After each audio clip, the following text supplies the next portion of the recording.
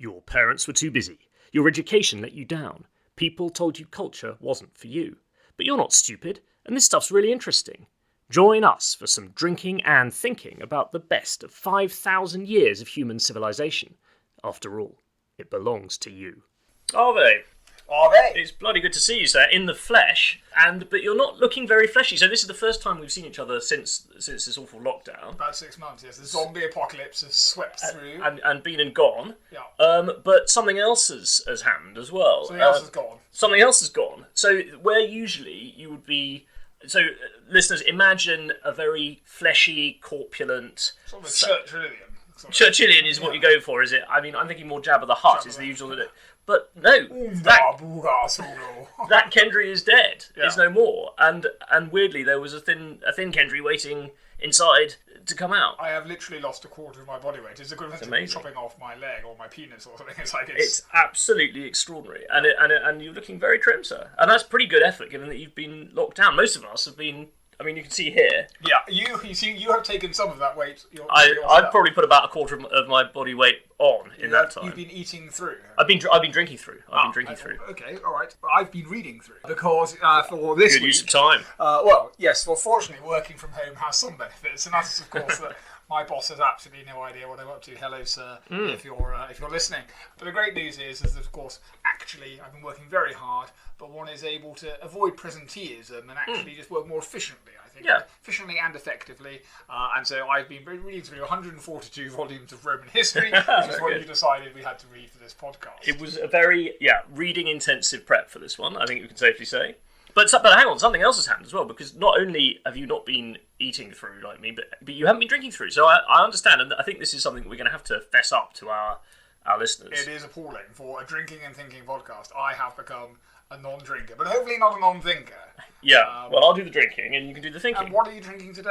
Well, so today I've got a bottle... What are you drinking now? Right now? You started earlier, and again, I think I might have worked out the my breakfast wine. Swelling trouser size. So not in a good way. Not in a good way. So this is from Lazio, which is obviously the area around Rome. Yep. Very suitable. And it's called Cincinnato, which I thought was a nice reference to Cincinnatus, who I think is a character that we know about from Livy. The only thing I remember about him is that he turns his swords into plowshares or something. I'm never quite sure what it is. But anyway, we get to named after him in the United States. Yeah, I had a good time in Cincinnati. So yeah, it's presumably named after him. You had a good time in Cincinnati. Interesting. Yeah, but anyway, so cheers. But you're on the bloody elderflower presser that my mum Fruit Farms, the sort of thing that everyone has in the back of their cupboard. But no one's quite sure what they've actually bought. No, even my mum won't drink that shit. And I want you to give us a tasting note on that. Well, it's actually quite sweet. The problem is these things are pretty calorific. It's quite easy to give up, and then you're thinking, why am I not just investing? Mate, you should go back on the juice. Alcoholic. Well, you're looking good on it, but obviously much less good company. So I don't know where that leaves us. I'm going to have to drink for the both of us. Well, I was almost tempted to drink as I got through volume 97 of Livy. I mean, to be fair to our listeners, as you who are reading along with us, or of course, hopefully you would hope so. Inspired to be reading along. Actually, we sort of cheated in this. I didn't read all of Livy. I've just read 10 books of Livy. Livy's editors have a lot to answer for, I think. And actually, I mean, this is a terrible thing to say. J.K. Rowling exactly. of the first century. Yeah, absolutely. I never thought I'd say this about any of the books, particularly the books on our list. These are books we love and they're great classics, but I'm sort of relieved that only about a third of it survives, because can you imagine? So we've got a stack of books here in front of us, about a foot high, which is just the bits of Livy that have survived. So, and we're just focusing on one little part of that, which, as you say, is it books 20 to 30? 21 to 30, which are published in a single edition in the Penguin Classics. And books here... are not sort of novel length 300. You know, they're quite short. I mean, they're sort of presumably on scrolls. So right. Okay. So it was probably 142 scrolls worth of Livy, but and therefore those of our listeners who are reading along. I mean, whilst this is a pretty solid chunk, it's not. You know, it's probably about a book's length in total. Yes, it is, and it's an easy read. I mean, this is a rip roaring stuff. One of the reasons it's so huge is that he's writing the entire history of Rome from the foundation, from the mythical foundation, all the way to the end of the Republic, right? Yeah. So he is another person from our favourite period, which is the sort of fall of the Roman Republic, rise of the Empire. You know, the bit that George Lucas set the prequels in. But as you say, he's looking back at the whole of Roman history, which he decides to link up to the sort of the mythical foundations, which we've looked at, where we've done the Trojan War, and then we've had the sort of foundation of Rome, Aeneas, and Romulus and Remus. He sort of takes up where Virgil stops, but he takes it up as if it's in a non-fiction. Really which is a bit like starting a modern history of Great Britain with King Arthur and with Brutus. Yeah. So but anyway, so he's of that period, and he clearly sees himself as part of this continuous tradition. But obviously, as he gets closer to the modern day, it becomes more historical. And of course, we should probably mention at this point one of our podcast forebearers, the History of Rome podcast, which is absolutely brilliant. Sort of it goes all the way through. 375 episodes of, in real time.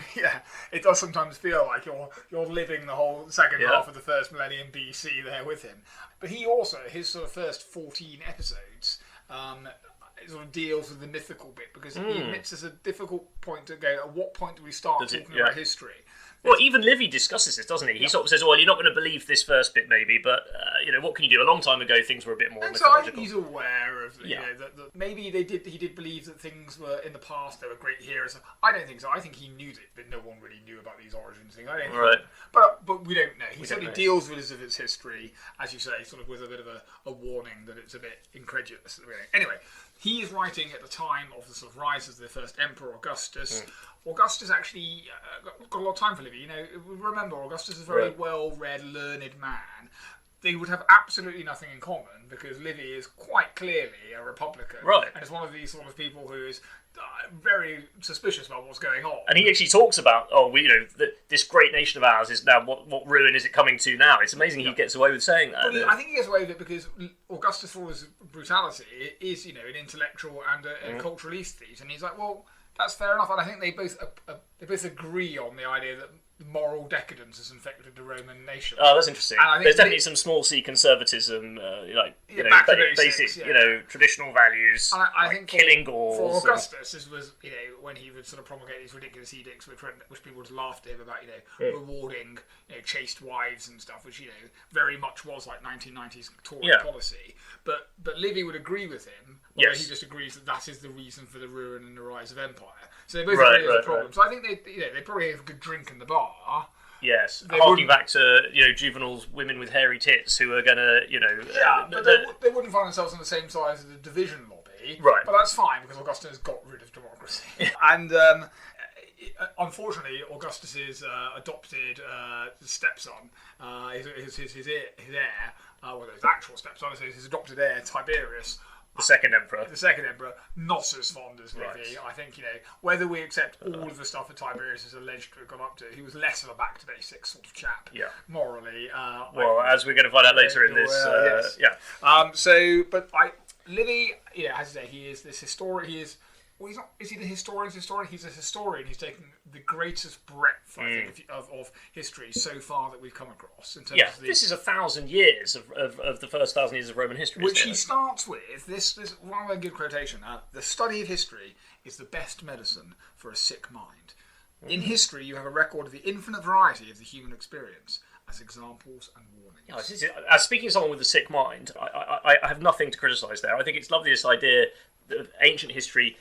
This isn't some dry academic discipline. This is to help you learn from the mistakes of others, basically, as you go about your business. I think that's a really nice idea. Those who not learn from history are doomed to repeat it. Absolutely. What's not in those words, it begins. That idea is first sort of formulated here. Do you think that itself is a political comment? That's interesting. And it's so difficult to know how much coded criticism. We're going to talk about this when we come on to Tacitus later. That there might be in it, and I think I'm right in saying that a lot of the Livy we're missing is the stuff that would have been politically more difficult.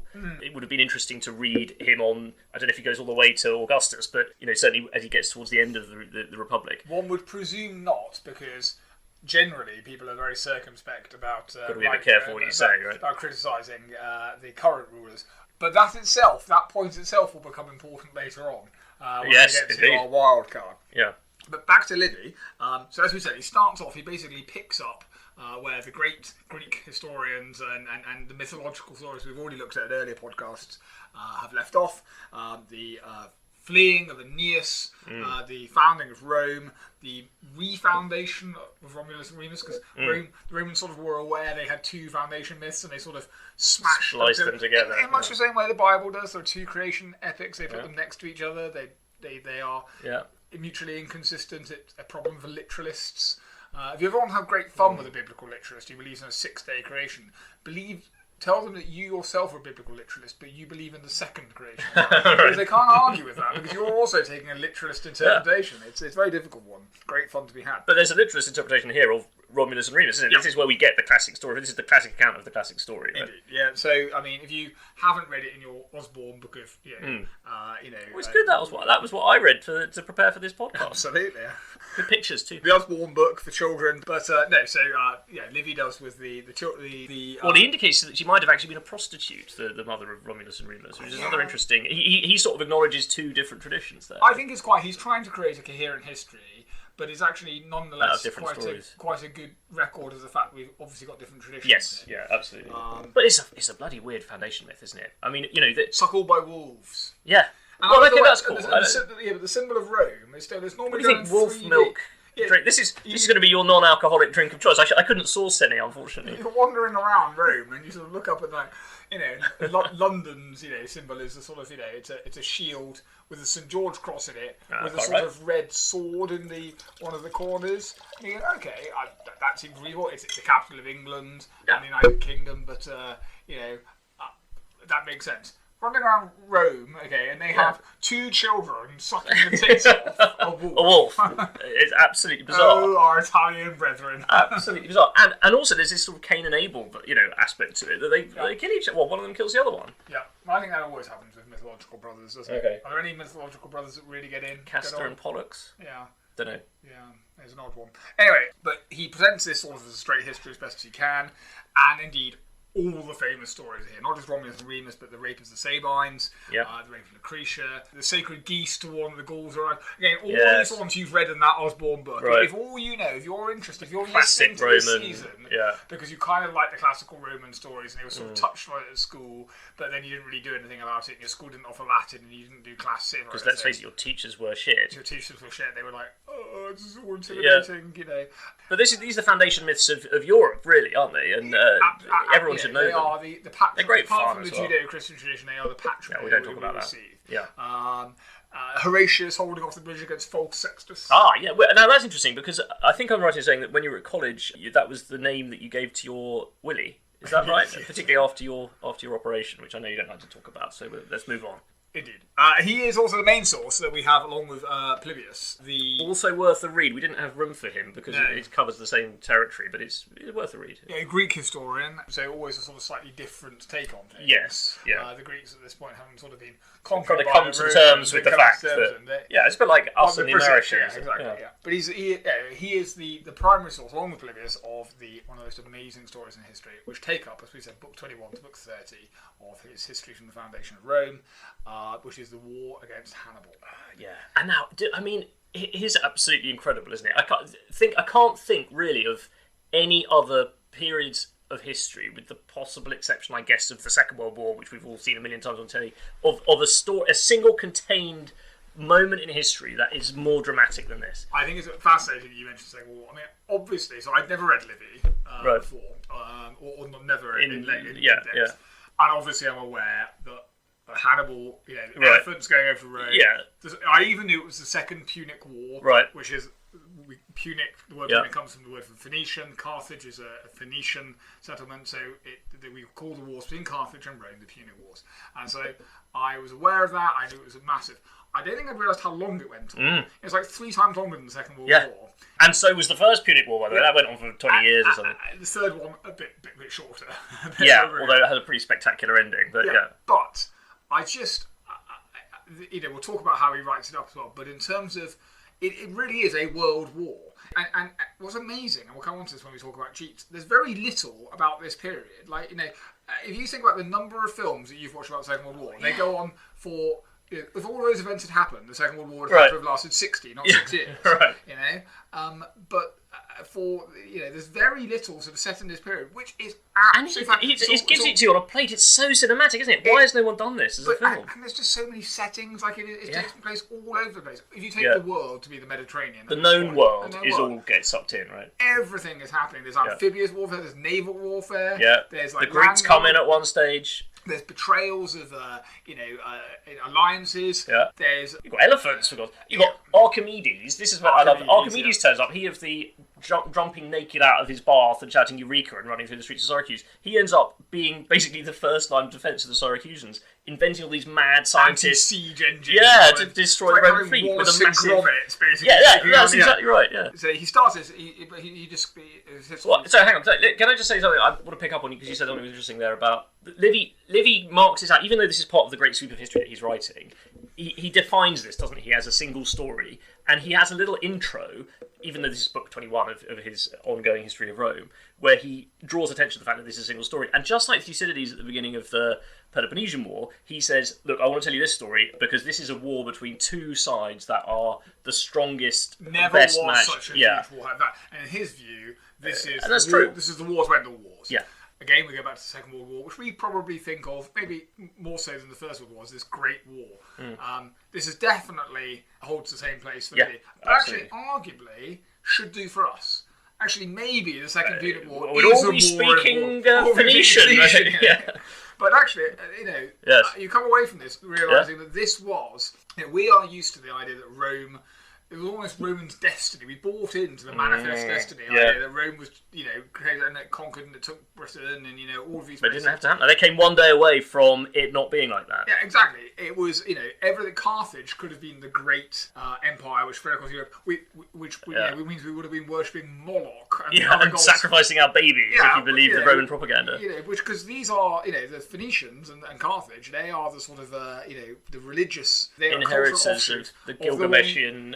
pantheon. Yeah, and the one that the Bible is really critical against. So this is Baal, the temples of... Well, Hannibal. Hannibal comes from his glory of Baal. It's amazing to think that we have the sort of... History really is written by victors, the Romans, and then the cultural patrimony of the Jewish Christians. But if they had lost... Right. It would have been Baal. It would have been... so it would have been fascinating.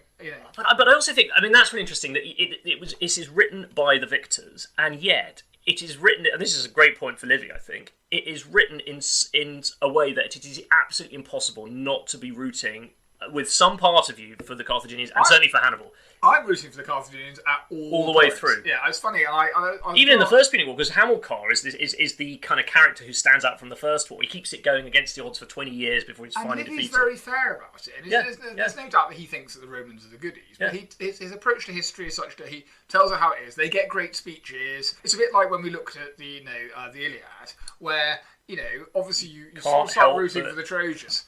Is this a British thing, going for the underdogs? I don't think it is. But I also think Homer and here Livy have let the story tell itself. They are writing up. They're not going, oh, well, clearly this person, all the good speeches, all the great bravery is done by one side. They know history isn't like that. They know it doesn't make a good story either. And he's very fair in terms of, it's not sort of, the Carthaginians massively outnumber the Romans. He makes it quite clear the Romans are outnumbering the Carthaginians on most of the battles that happen. No. And it's just the sheer brilliance of Hannibal that is what they're up against. Arguably, the Romans start winning when they start adopting Hannibal's tactics. Right. And of course, it's about the sort of Fabian strategies. Yes, as well. But which is how the Americans won the War of Independence. And how you avoided doing any work for these podcasts over the last 6 months. Indeed, just skirmish endlessly wearing me down until I agreed to do anything. But to go back to this is the Great War for civilization.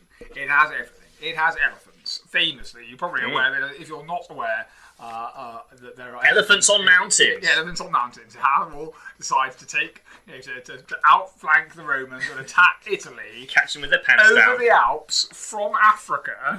No one will expect us if we go around there. How will we get everything over the Alps? We'll take elephants. Yeah, elephants.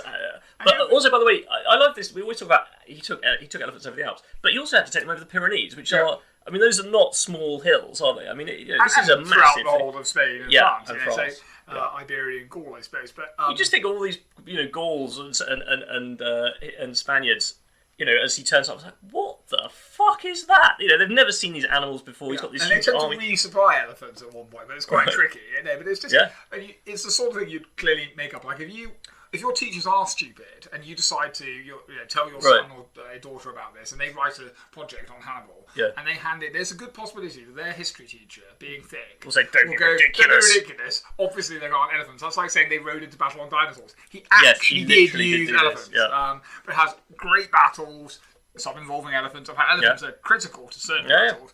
A bit like, J.R. Tolkien has the Olifants, or whatever he calls them, which turn up in an important battle in the Two Towers or something. And this is clearly inspired by... It's the Battle of Minas Tirith at the end. But similarly, the elephants don't actually help Hannibal, so he goes to all this effort to get the elephants. It's quite helpful for carrying. At Trebia, I think he uses them, but basically they get in the way more than anything else. And they're psychological warfare. Yeah, okay, yeah. Well, you'd be bloody terrified if you saw them coming towards you. Yeah, especially if you had never seen one before. Yeah. Great speeches. I mean, there's some really good speeches there. Again, one presumes, as was the fashion, entirely made up by Livy, who's therefore a great speechwriter. Yes. As you said, Archimedes defending Syracuse was a mad scientist, sort of Wallace and Gromit, Heath Robinson. He tries to burn the Roman fleet with like a massive lens that he concentrates the sun's rays on, like you're burning ants or something. Someone invents flamethrowers. They like see it. It's just like, Archimedes, can you invent some stuff? And he does. It was absolutely amazing. But as we said before, there's these two great battles. So we talked about Alexander before. Alexander the Great, who sort of united the world in one amazing empire, which basically survived as long as he did. Yes. And then when they've been fighting over the spoils. Farewell, Great Macedon, Ptolemy, Seleucus. They've sort of raised. The empires were split up. And what we're sort of getting to at the point that all this story kicks off is that you've got Rome. It has its mythological origin, but it's probably just the rise of a culture in the hill cities of Latium. I believe in all of it. And then you have your Carthage, which again, as we said, is sort of a culturally Phoenician settlement. So the Phoenicians were sort of a sea trader. It's interesting. It's not like they're a massively warlike nation like the Romans. Obviously they do fighting, but the thing that's surprising when you read it is that they're traders, they're money men. They're not a democracy, but they've got a senate. This isn't. It's not the case that Hannibal's the king of Carthage. No, by no means. No. And indeed, he's constantly having to fight with the politicians back home. Of the Romans. Yes. They could have gone. And we've met Carthage mythologically with Dido. Before, this is the mythological. So Virgil's always explained to us already why that they're going to be destined to fight because poor old Dido. It has already happened from his point of view, and he sets that back in the past. But actually, you mentioned that we're looking at the Second Punic War. The First Punic War has sort of ended with sort of Roman ascendancy, but relatively no score draw. I mean, very bloody. Victory. It's a bit like the First World War. It's a kind of at the end of the First World War. Marshal Foch said, "Well, that's not a peace. That's just an armistice for 20 years." And I think there was this similar thing. The Carthaginians are really pissed off, but they've had provinces taken away, but they haven't been destroyed by any stretch of the imagination. They are dedicated to vengeance. Who never sort of lets it quite go.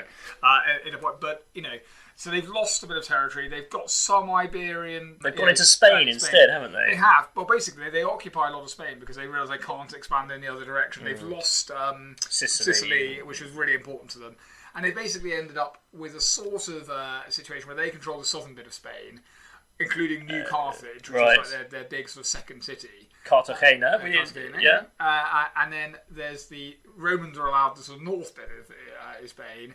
And there's a sort of Saragossa, Caesar Augustus. It's amazing, these names. Yeah. By the way, Barcelona is named after the Barca family. The Barcids, that's Hamilcar and Hannibal, because that's when these cities were first founded. It's incredible. And they sort of left things with a sort of almost. I was once in Barcelona, and I was having a chat with a friend, and he was going on and on and on.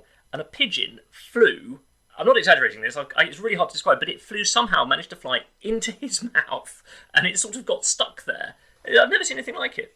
An omen? I don't know what, Anyway, sorry, I cut you off. Anyway, well, they've been left, the Carthaginians have been left with a sort of peace which they're not really content with. And in particular, so the loss of Sicily, the fact that there's a sort of demilitarised zone, a sort of free city in the middle of it, is a Sagunta, is it? But they sort of suspect that the Romans are fucking around a little bit with that. They've made a separate treaty. Anyway, Hamilcar, who's Hannibal's father... It's kind of dad everyone wants, right? He is basically, what he could have done is he could have said to Hannibal, look, this is the case, you need to be politically savvy, we basically got a situation with the Romans, we got to respect them, they got to respect us. Stick to your sphere of Stick to influence. your sphere of influence, that's... Well, hang on a minute. Keep peace. Hannibal is 9 at this stage. You could have had a dad who said, you know what, mate, I'll come and watch you, at sports day, and I've got this present for you. Instead, he takes his 9-year-old son and he makes him swear a sacred oath. Blood oath. But one day, when he rises and achieves manhood, that he will basically take the fight to the Romans and overturn this stain on the Carthaginian people. And he dedicates his entire life to this. But, as you say, he's not king.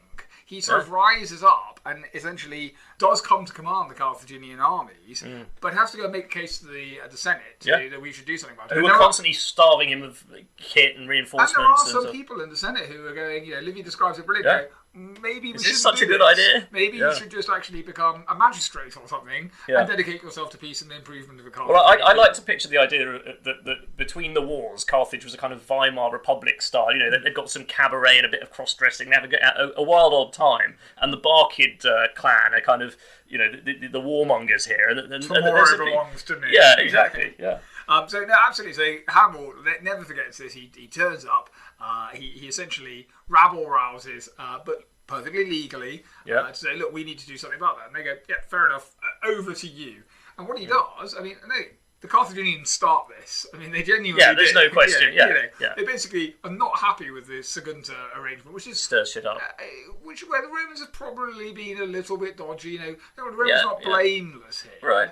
But that doesn't require the response. There's a bit of an overreaction. So basically, he attacks this free city, which they expect not to be entirely this buffer free, zone, as you described it. And they lay siege to it, and the Romans go, whoa, whoa, whoa, whoa, whoa, and they come over and send a delegation and say, you're acting illegally. You've broken the peace. You've broken the peace. And the Carthaginians and Hannibal will say, well, hold on, you've been acting very improperly. And they go, well, show us the paperwork, basically. Right. You can't prove it.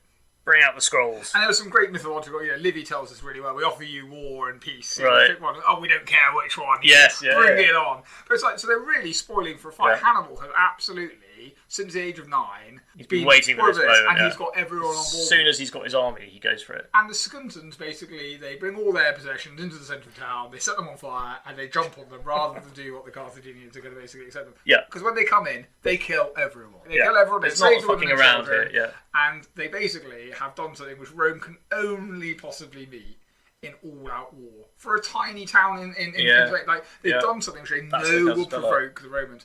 Hannibal, when he set off that day, decides, I am going to start the Second Punic War. Yeah. That was absolutely... I'm all in here. That's on his list of things. That's his to-do list for the day. I'll do the laundry after that. Yeah, exactly. And he begins a war which lasts, 18 years? Yeah, and must have cost the lives of hundreds of thousands of people. Well, in a single battle, more people died than on the day of the Somme.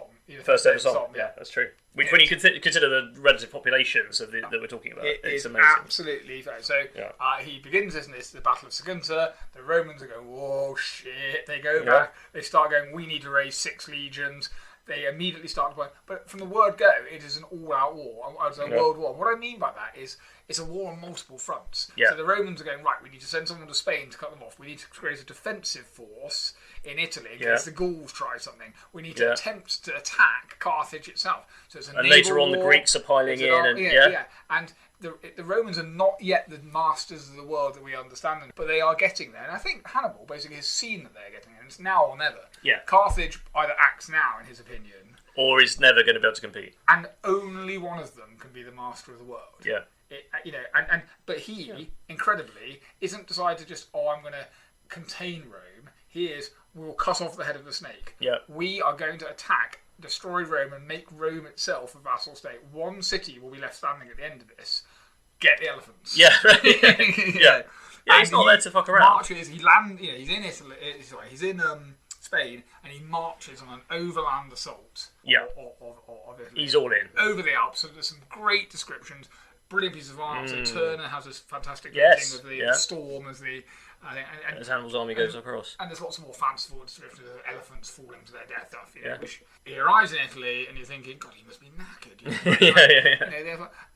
But he's turned up a lot early. He's got the Romans didn't think he was going to turn up that fast. What I've learned about invading Italy from both Caesar and Hannibal is if you do it quicker than people expect, they just genuinely are it. Because the Roman reaction seems to be is, oh my God, someone's coming to attack Italy.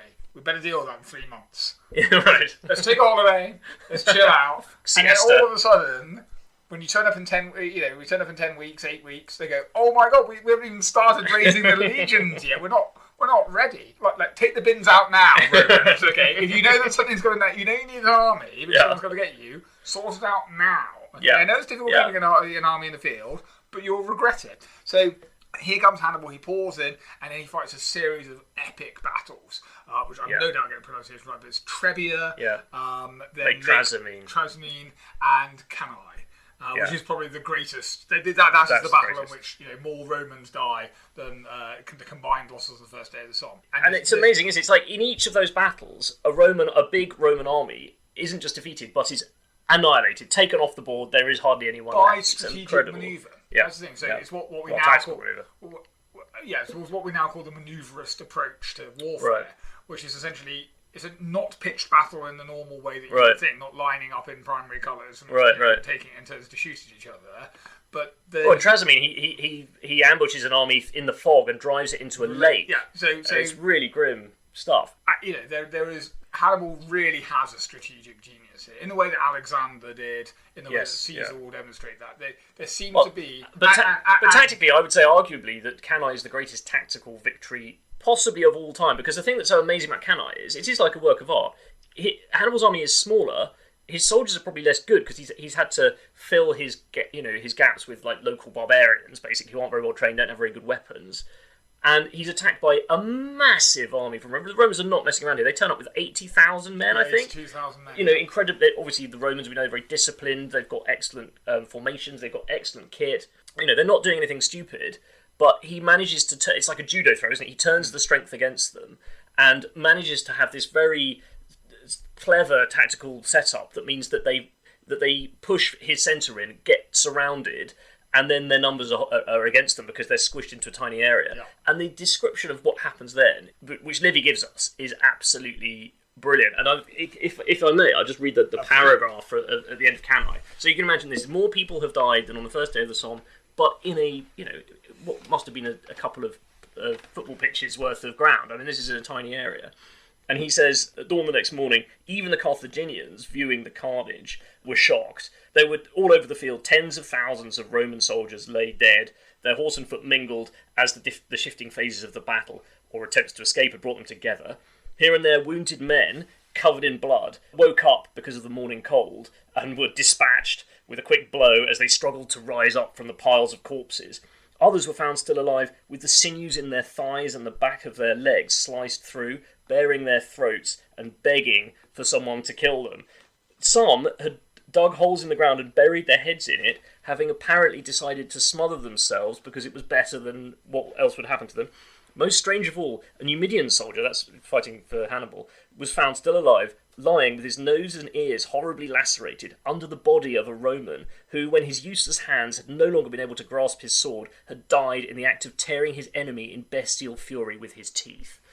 I mean, that is a cracking description. This is something that happened 200 years before Livy. Obviously didn't see it. He has no idea what it looked like. But my goodness, that's a colourful description of... And it's not necessarily making up these other sort of stories which are being passed down. Sure, it is, as you say, this is not war to distance. No, it's a war of annihilation as well.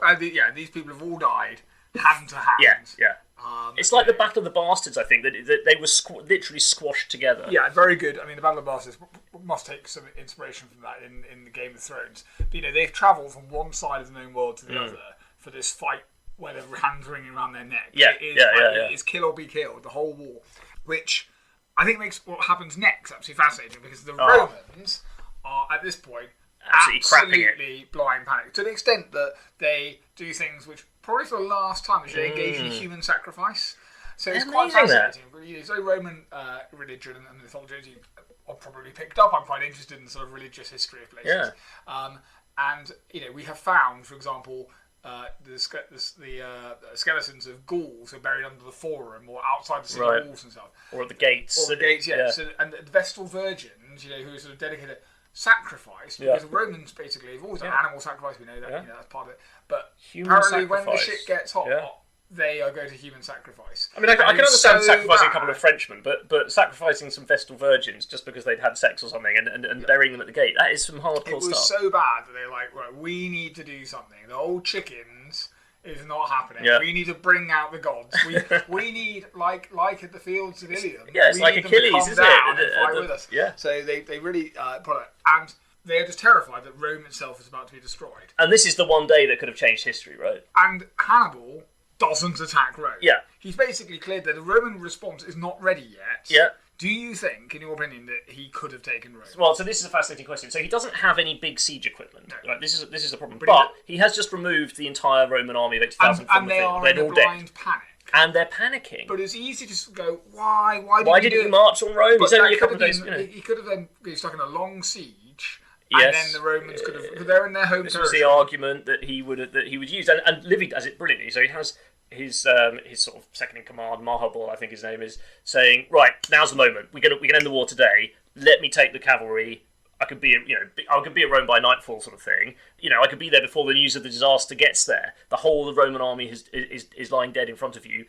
Take this moment. And Hannibal does it. It's a bit like you with the podcast. He's like, you know what? Yeah, I mean, it's been quite a long day. I mean, to be fair, it has been quite a long day for him. I mean, to be fair to him, he has a strategy here, even now, which is that his intention is to wipe out any of the legions that are being raised in the south. Yeah. So that not only has he destroyed the Roman army, he's destroyed any hope of the resurrection of the Roman army. And turn the Roman allies against Rome. Because you've got to remember, these armies are not necessarily professional in the way that we would see them. It's a citizen army, I guess. Exactly. So they are raised to. You don't run out of an army. It's not like if you destroyed the British army, you're not going to just go down to Walthamstow and get a few more people, and then you're back in the field. So the Romans can do Walthamstow. On a Saturday night, I think you could find some proper fighters in Walthamstow. But he is also, as you say, trying to wipe out the He's got to defeat the manpower. Because Rome is still in the point where it is the most significant preeminent city-state in Italy, but we're not yet at the point where essentially all Italians think of themselves as Romans. They're very aware that they once were independent states. And Hannibal's playing on that, right? Yeah. He wants the allies to come over to his side. I am here to free you from the tyranny of Rome. Yeah. And again, we find that odd, I think, because we're thinking, well, if you lived in Pompeii, you would think of yourself as Roman, but actually probably not necessarily at this point. And Hannibal's quite clever, so he lets, if he captures some of the Roman army, if they're from Rome, they're probably going to get killed or enslaved. But the others, he'll let them go, and maybe some of them will join his side if he's lucky, and some of them start to. Or at least go back and say, Hannibal's a decent chap. He's got a beef with Rome. Yeah. Maybe we could sit this one out. Yeah. And that is absolutely fascinating. So the war drags on because Hannibal does not make that choice on that day. But I think he comes to regret it, because a few years later he does march on Rome. Yeah, because his war goes on for another decade after this. Decade and a half. I think he's fizzing around in. Because he's going to Rome quite quickly. So it is. He doesn't leave Italy then until right at the end of the war. He spends the next. On enemy territory, he's got no reinforcements. He's living off the land. It's amazing. But he's manoeuvring around Italy, which is not that big a country. No, he must see all of Italy. Yeah. And it's at this point we probably need to talk about. As you say, he's not reinforced.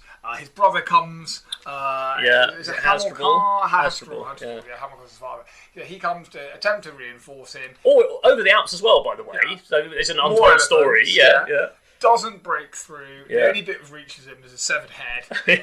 So basically, it is Hannibal's genius here that Livy is basically rather. The Carthaginians in general, they're up for it, but they're not always successful.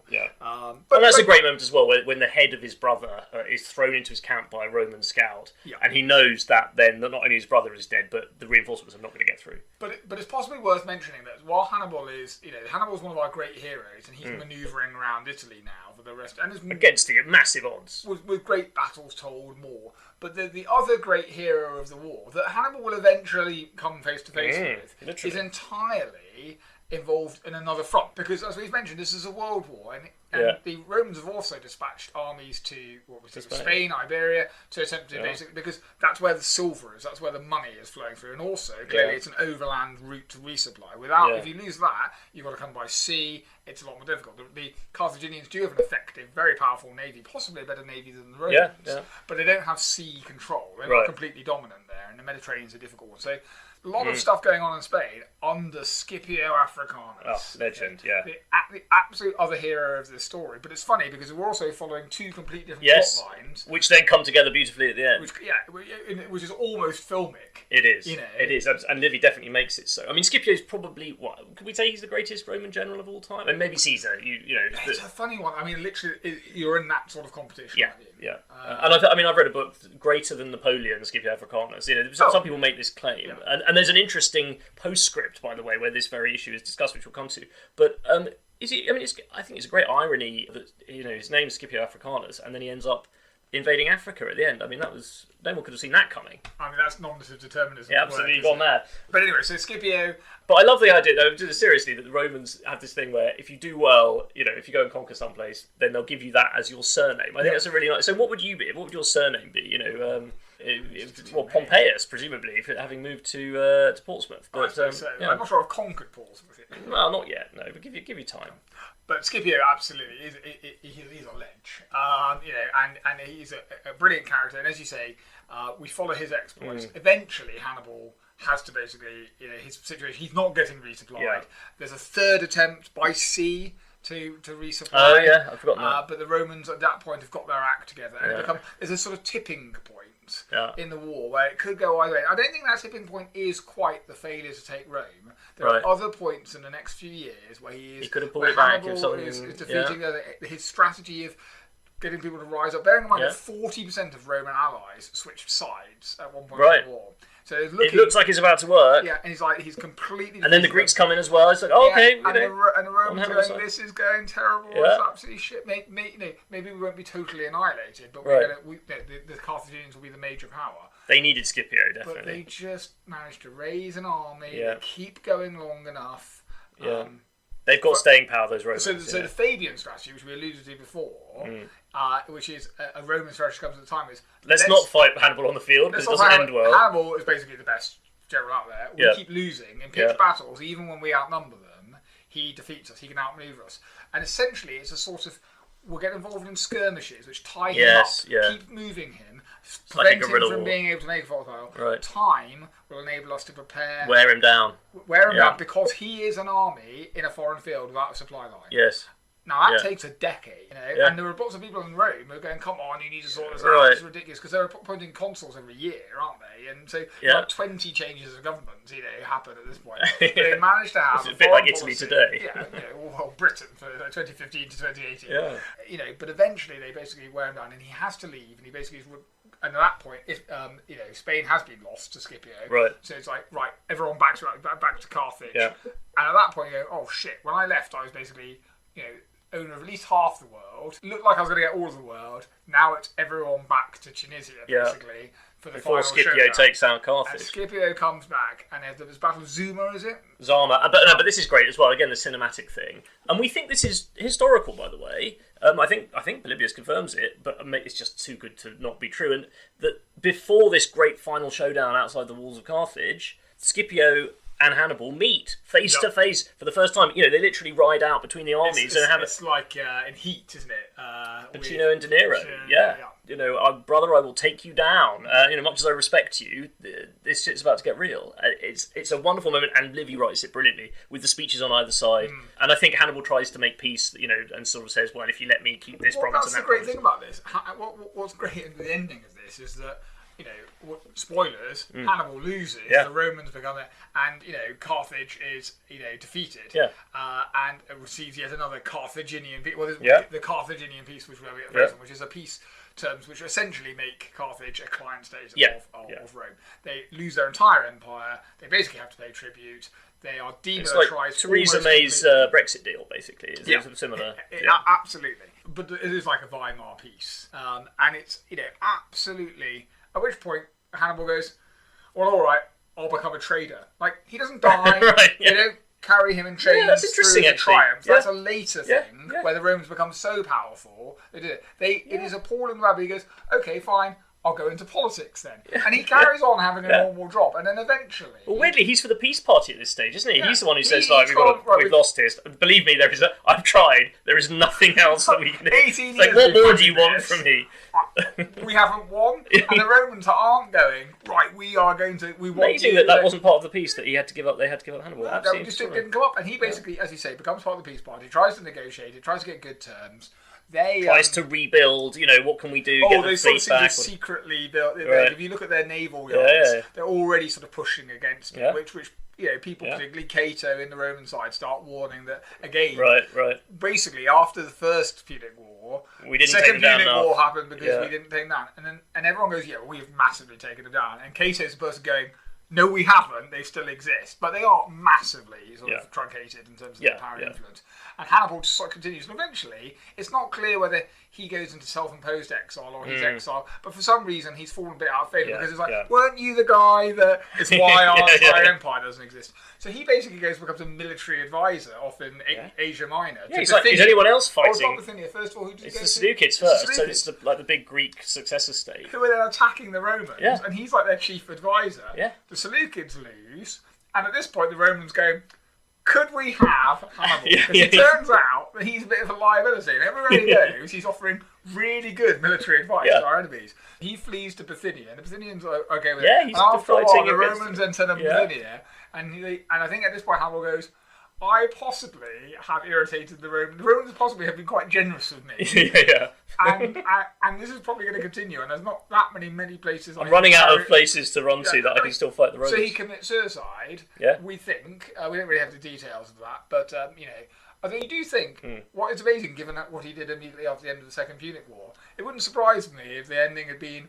So he kept on going east. He ended up in India, where he set up a shoe shop. Yeah. It's like, it's something amazing about the Barker and Sons corner the shop. greatest general of all time. Yeah. Spending 18 years fighting Italy, destroyed the Roman army, and then went home and set up as a trader. It's brilliant. It's very Carthaginian.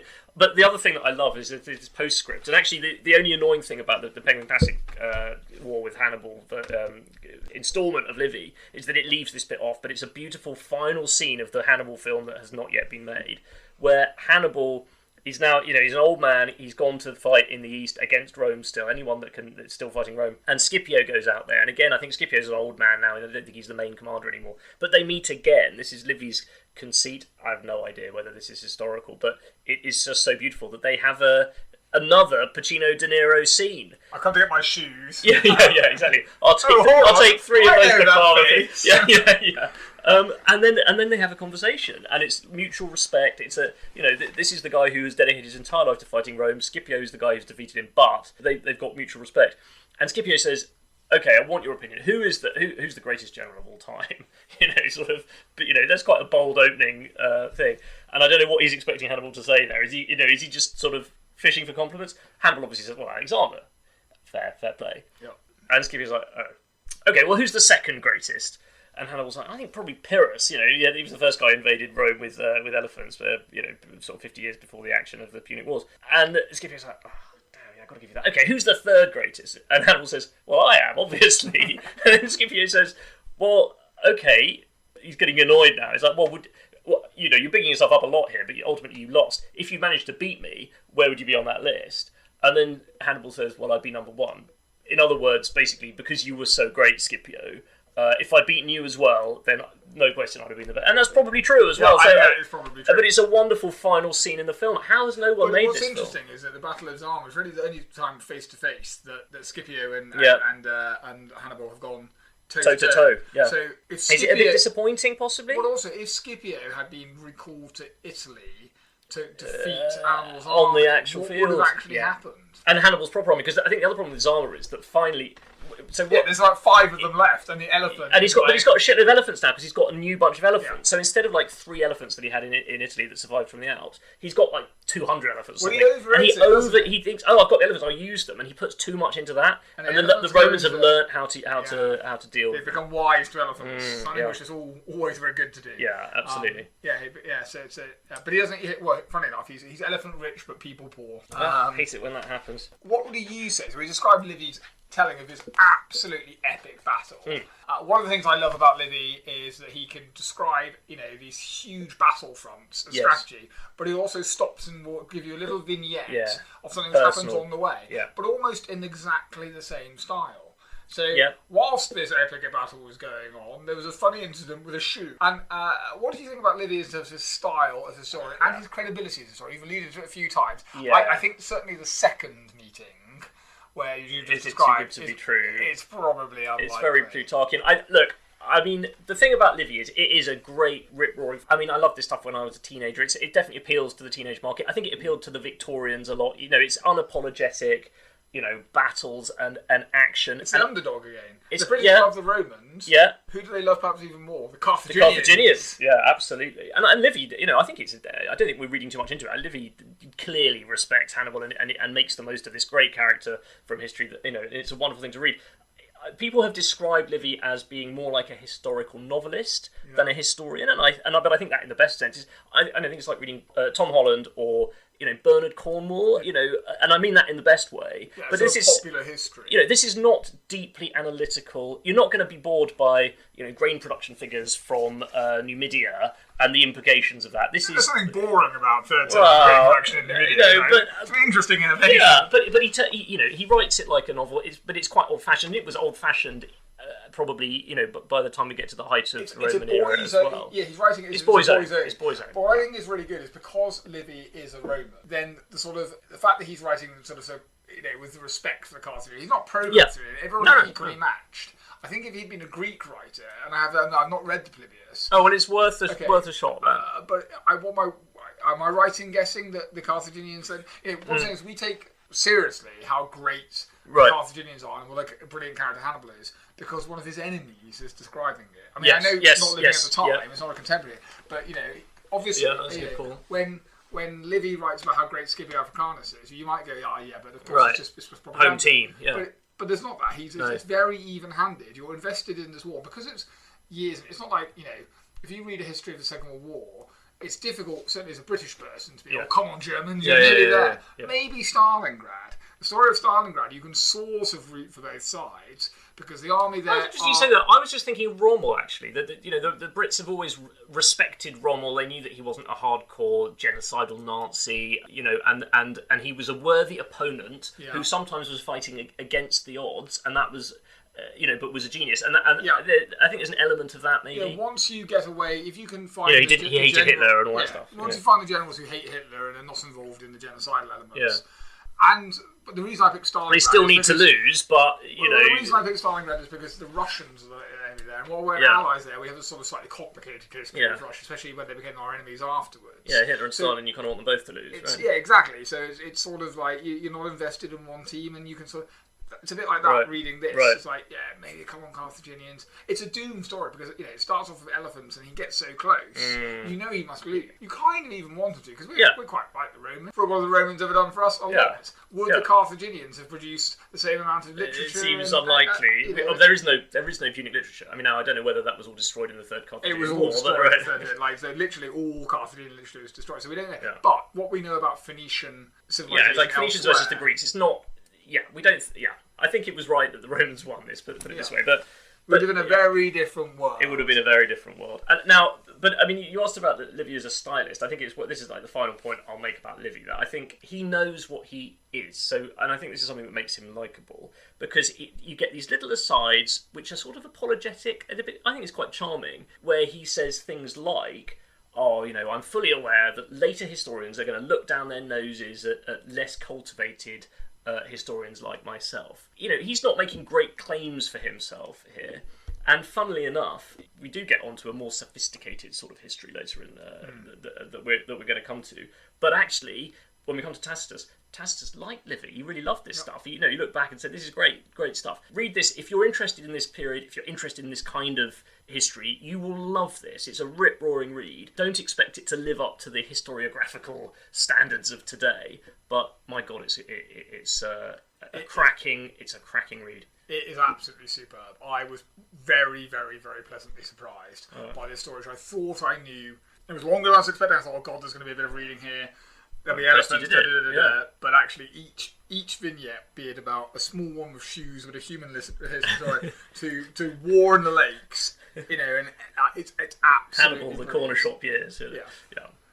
Excellent. Great. Right, well, pause. I need a piss. Right, we had a loo break. I'm going to get some of these crunchy poppadoms. Not more non-good. They will be quite loud on the They microphone. probably will, yeah. And in a very rustly bag. Dear readers, listeners, hear the sound of Remnants of last night's curry. Yeah. Wow. Exactly halfway between the opposing ranks of armed men, each attended by an interpreter, the generals met. They were not only the two greatest soldiers of their time, but the equals of any king or commander in the whole history of the world. For a minute, mutual admiration struck them dumb, and they looked at each other in silence. Hannibal was the first to speak. "If fate," he said, "has decreed that I, who was the aggressor in the war with Rome, and so many times have had victory almost within my grasp, should of my own will come to ask for peace, I rejoice at least that destiny has given me you, and no other, from whom to ask it." So there you go. Livy, good old-fashioned, Socrates the Carthaginian stuff. And what we're going to talk about next, it fits into a very different category and comes from a very different world. Tacitus. We've described how he looks back to Livy and the Republican historians with affection and respect. But he is definitely someone writing a different style in a different world. He's Anthony Beevers of the Tom Holland. I like that. Yeah, absolutely. I think that's a very good description. He is still readable. He's very readable, but he is a lot more modern and sophisticated, and he's writing during the Empire now, and he's writing about the Empire. So he's probably got a lot of Republican sympathy.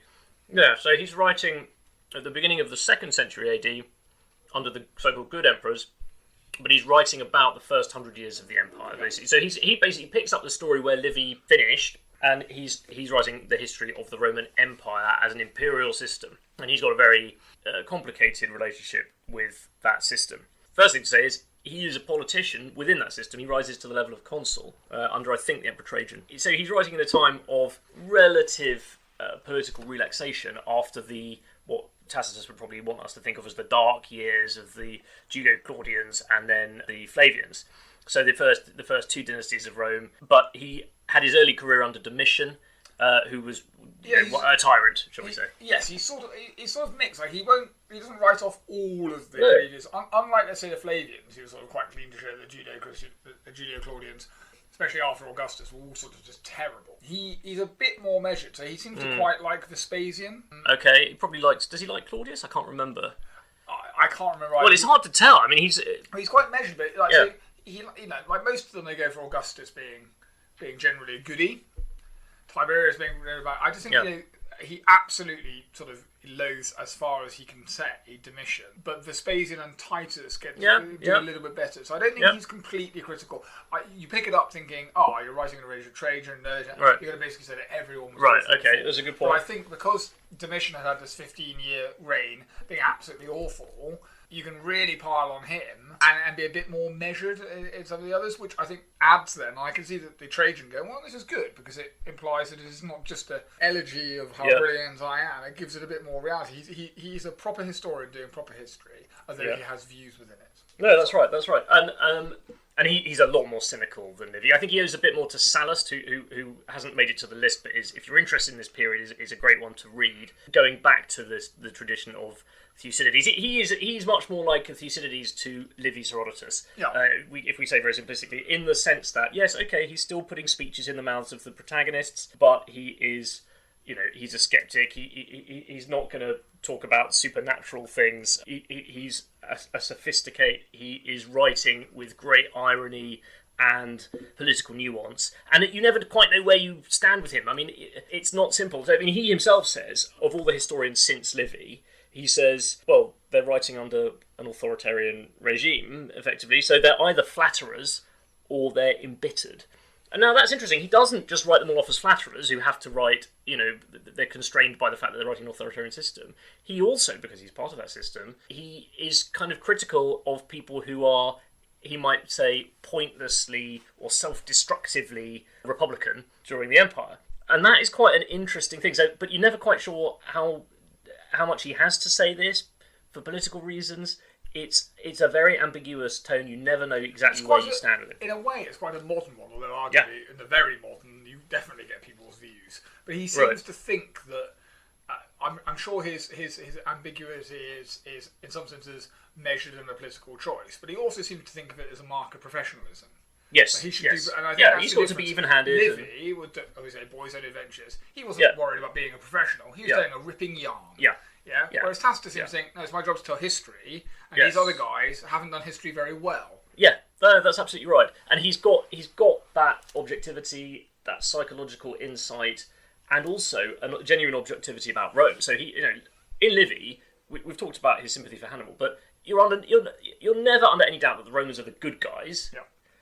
With Tacitus, that's not so clear actually, and something that we will see is the way that he subtly attacks Rome and its values, not just in a let's get back to the Republican virtues way necessarily. It's a bit more complicated than that, but there's definitely elements of look at what we have become here, and he uses history to say that, and that is extremely modern. And I think it's also quite telling that we have discussed this before, but Roman society still had imperial society still had inherited from the Republican society that academics, intellectuals, people like historians had what we wouldn't understand as a freedom of speech, but a sort of a privileged place to criticise. Yeah.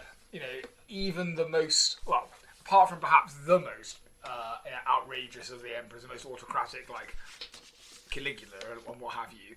Generally, as long as you were subtle and ambiguous, you might get away with it. You might get away with it, and because it was too well respected, or because the emperors themselves, if they were educated, sort of might appreciate, liked the idea that writings like that continue to exist under their reign, because most of them were still buying into the fiction, even psychologically to themselves, paying lip service. They were the head of the Republican, the people and Senate of Rome. And certainly the good emperors were doing that. The ones who weren't, they absolutely knew they were autocrats, but they believed it was important to maintain the systems.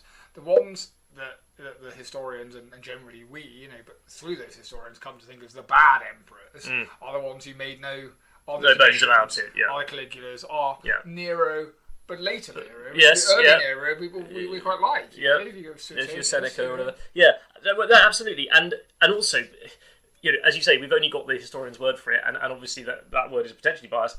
And you don't know with Tacitus, you don't know what to take. So he says at one point, "Oh well, few times are as happy as modern times, the times in which he is writing, because we can think as we please and we can speak as we think." But how are you supposed to take that? Do we think that he is able to be completely open? But is there a sarcasm there? Is there a sarcasm there? But also, you kind of think, okay, under Trajan, he probably could, and that's great. But we take this stuff for granted in the modern era. Although I would have to say, current British universities these days, can you say think as you please and speak as you think? Yeah, I mean, if you get cancelled in the days of ancient Rome, it is it's a lot worse than a Twitter storm. It's not going to it's not going to end well for you, and he's got to be careful.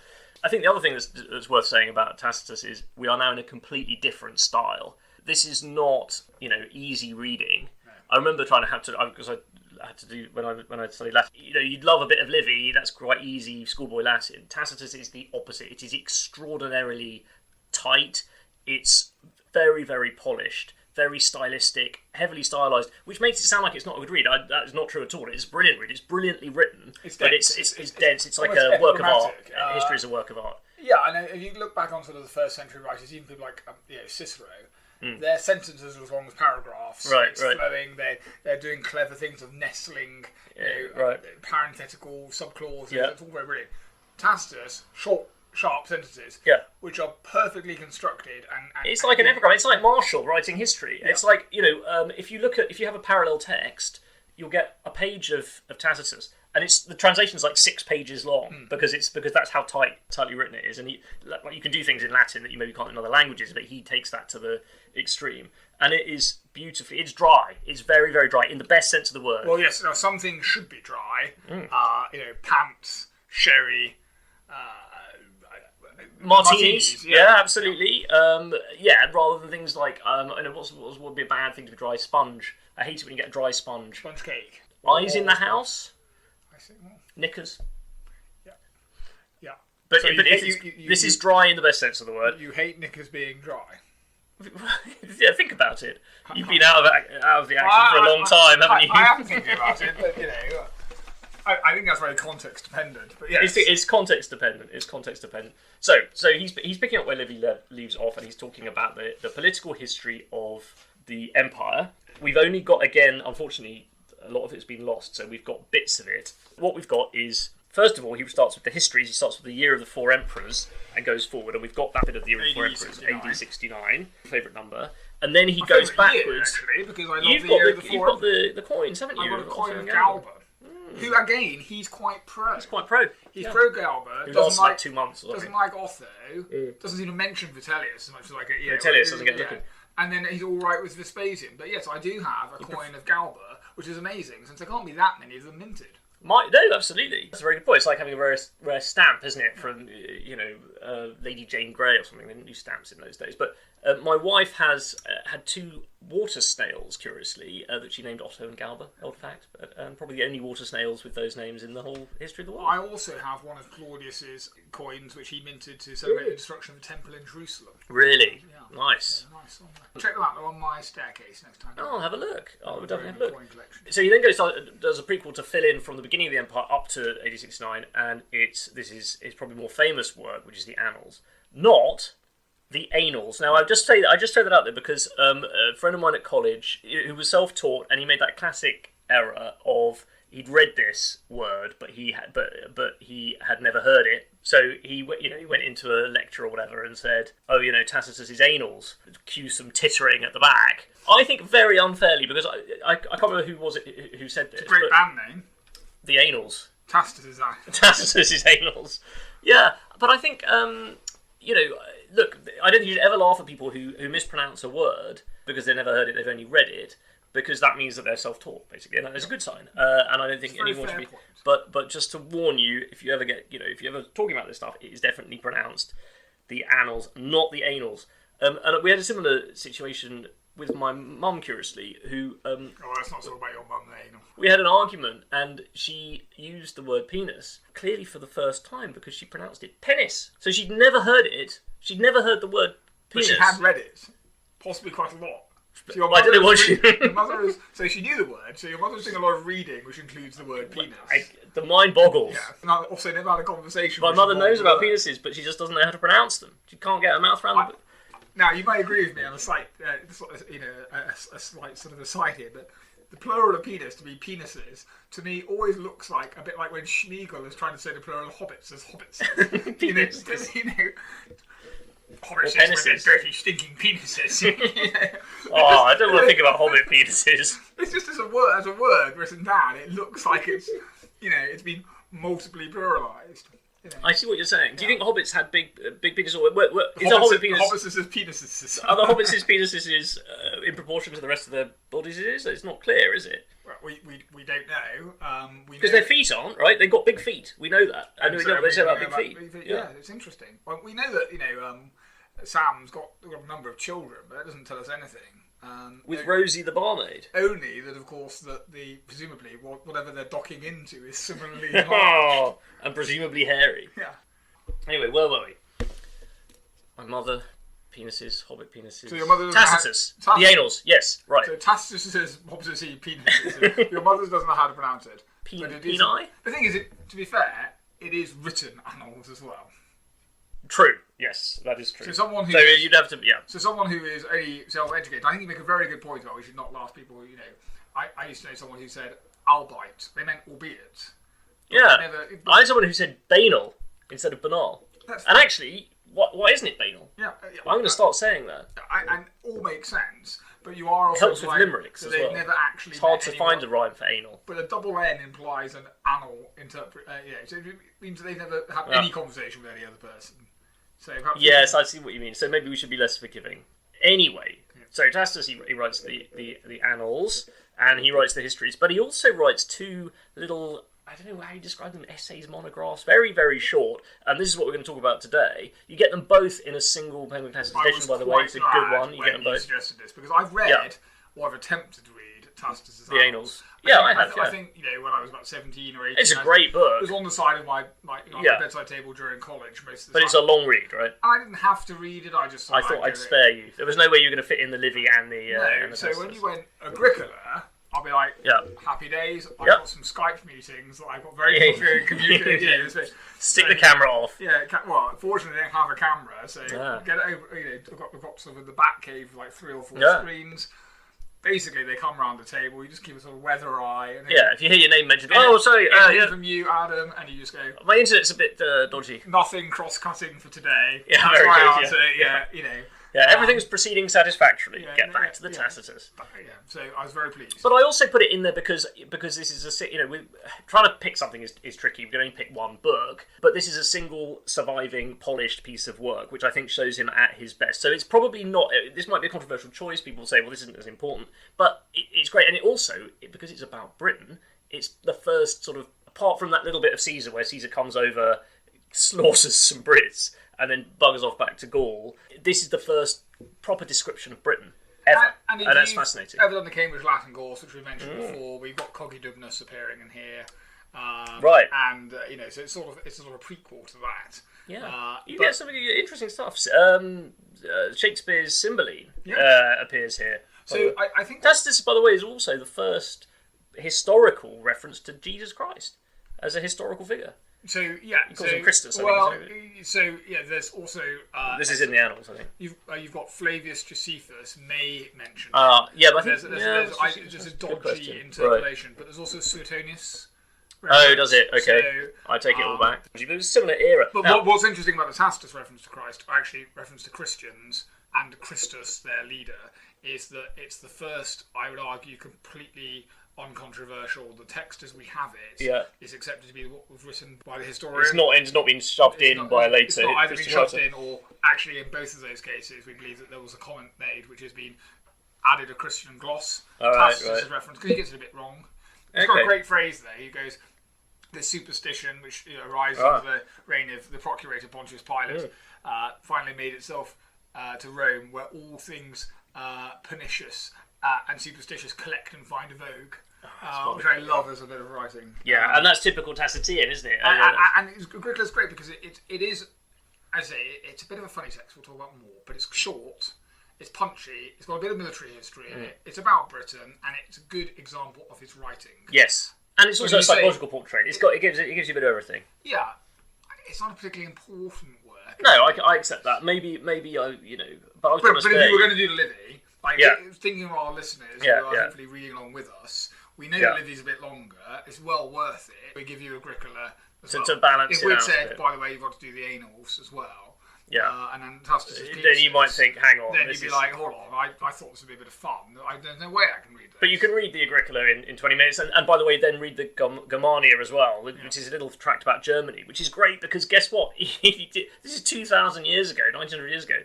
How does he describe the Germans? He says they're humorless, beer-swilling barbarians, basically, sausage eating. It's like they haven't changed. Swilling, I mean, it's very positive. He's using them to contrast against Rome. It's quite interesting, and the Germans love this. They for 150 years they've looked back on this as like the foundation description of Germanness, which we haven't done with the Agricola. In the woods, they just they love it. Yeah. I think the Agricola actually does appeal in some senses.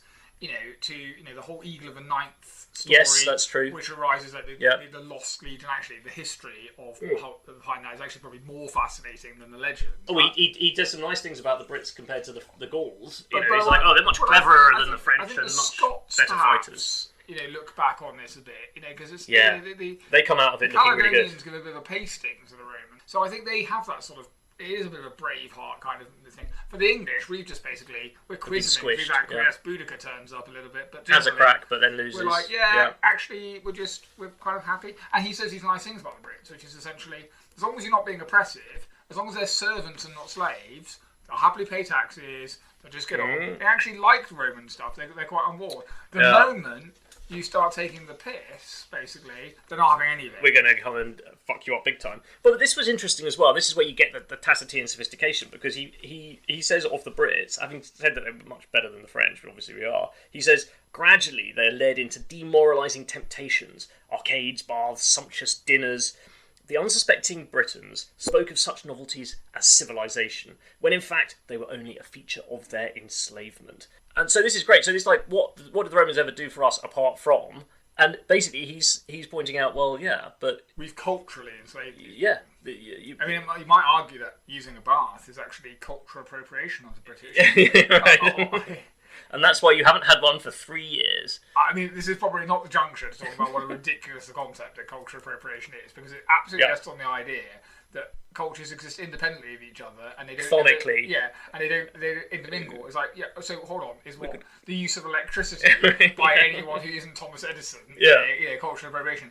Am I culturally appropriating working class American frontiersman when I wear jeans, which I'm wearing now? It's ridiculous. Yep. So it's kind of this bizarre origin. Oh no, you can't do this because this was invented. Well, it stands against everything that Breakfast of Champions is about, which is that civilization, human civilization, belongs to humanity. Absolutely. Yeah.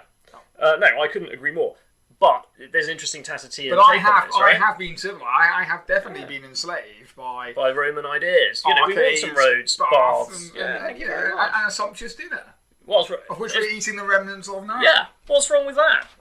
Yeah, absolutely. Now the Scots, on the other hand, in this scenario, they don't like arcades. Definitely not on arcade. No, they don't want roads. They just want to, they want to be hairy, woad-wearing nut jobs up in the hills. And they're quite proud of it. And they love it. But this is great as well because Tacitus sympathises and he admires it, and he puts a speech again, presumably completely invented, but it's a wonderful Braveheart. It's the speech that Braveheart should have given, right? If it had actually been a good film with a good script and a good actor and had some kind of historical basis, where the leader of the Scots, so Agricola, the hero of this essay, and it's Tacitus' father-in-law. He's one of the generals who conquers Britain, and he goes up, having pacified England, he goes into Scotland, and he has a sort of final make-or-break battle against the Scots, who are all lined up against him, at Mons Graupius, which sounds incredibly cool until you realise it's basically the Grampians. But still... A lovely couple.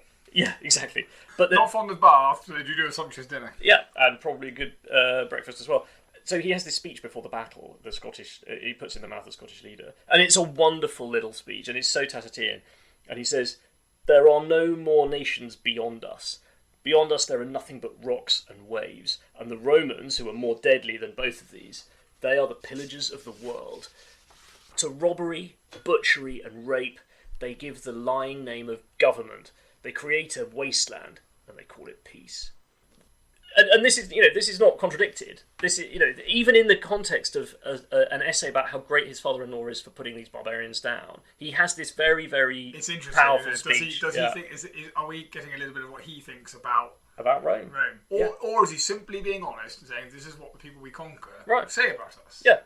It seems it's ambiguous. That he doesn't. There's not. Yeah, he's got to be saying something about. Because we're so unused to the idea of anyone doing dispatch, because we don't believe that is a recorded speech. And he's chosen to do it, and and in this context as well, it's absolutely fascinating. Critical voice, a subtly critical voice. Is he criticising Agricola there? Because the whole thing. So Agricola, as you mentioned, is his father-in-law. Yeah. Who this is nothing but essentially. Oh my God. Dad's brilliant. Yeah. It's amazingly over the top about yes. When other people do this thing, he's very balanced in many ways. But on this, and you're thinking, and it's like he's picking up a lot. He doesn't feel like a particularly big character, Agricola, does he? You don't come away thinking, well, that was one of the great men of history. Yeah, exactly. This is not like Plutarch and or also, Livy on Hannibal. Whilst Agricola sort of has subdued the Britons, it remains a rebellious province. It's clearly like I'm a famous historian. Agricola is not doing as well in the history, in the annals of Rome, right, or the annals for that matter. I'm going to write him a really amazing thing. Yeah.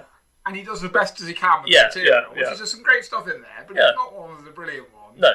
Presumably he likes him. He's married. I think he comes across as very affectionate. To inherit, yes. But. Well, this is interesting as well. Presumably, because of Roman inheritance laws, he's the one who stands to gain when Agricola dies, and it's very interesting at the end. So he bigs up Agricola. He says he has this great career. He does brilliantly for Emperor Domitian, conquers Britain properly, comes home, and what does he get? He basically gets pensioned off, and he has a wonderful line that he puts into the mouth of Domitian, where he says, "Well, of course, it's human nature to hate the man that you have yourself injured. That is human nature, isn't it? I mean, think about it. Like every time, if you think back in your own life about times that you've actually been a bit of a twat, and in your case, presumably this haunts you nightly because you've been quite a lot of a twat. It's really, really hard not to hate the person that you fucked over in some way or find some justification for it. I think that's brilliant psychology. And what happens to poor old Agricola? Domitian thinks he's a bit of a threat. He's been a bit too good. Yeah. So his career is over, and is this a Tacitian thing? Do we believe it? He dies. Is he poisoned? And Tacitus kind of hints that maybe Domitian had him poisoned because he was too threatening to him. But because he was such a good chap, even though he was determined not to stand out too much and not to claim too much of the credit himself. It is interesting trying to work out what Tacitus is trying to get out of this. Is it something he's doing for his wife? Is it something he's doing to protect himself from Domitian? Well, Mrs. Tacitus is presumably a reader of this. Is he trying to get Agricola to be more popular so that sort of protect? Does it make him look better? Yeah. Or does it protect him because he's then sort of accusing Domitian of something which he then acts against? Or is he genuinely affectionate towards his father-in-law, who he thought was a great chap, and deserves to be in history, and deserves to be? And he says at one point his name will now live forever because of my writing, which is true because we probably wouldn't have. I mean, he might have been a name on a list somewhere, but we wouldn't have known much about Agricola if it hadn't been for this surviving thing. It's a very, very interesting read. I think there's something to be said about the relationship between men and their fathers-in-law that is underexplored in culture. And this is interesting. Now, you've been married multiple times. You're about to get married again. Congratulations. Yeah, hopefully for the last time.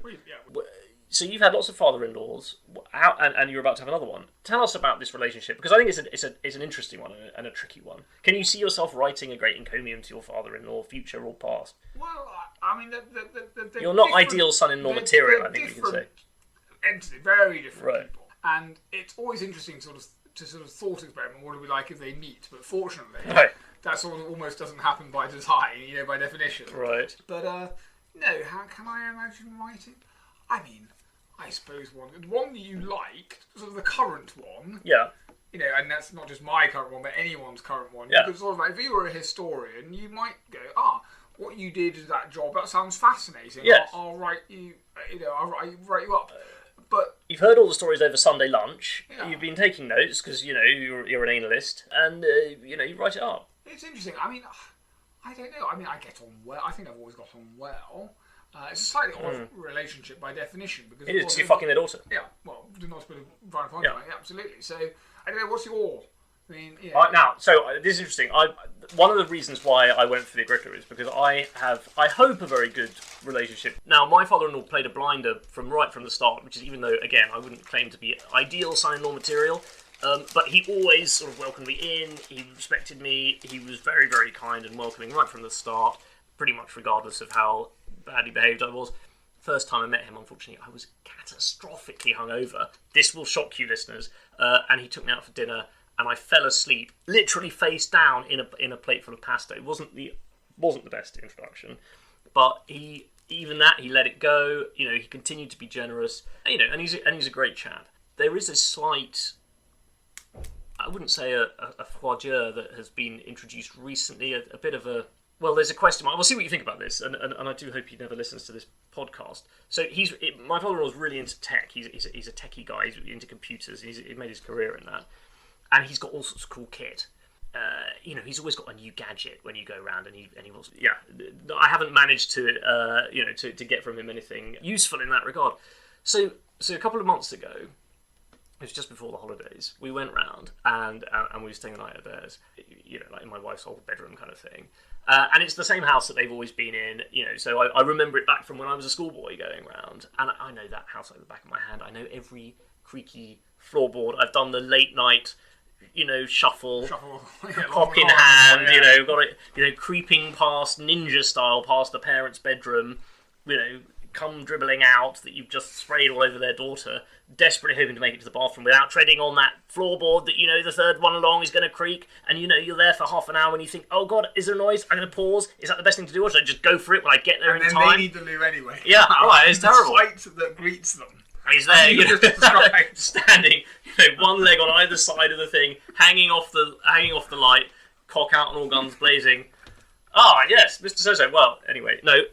So, obviously, I'm much older and wiser now.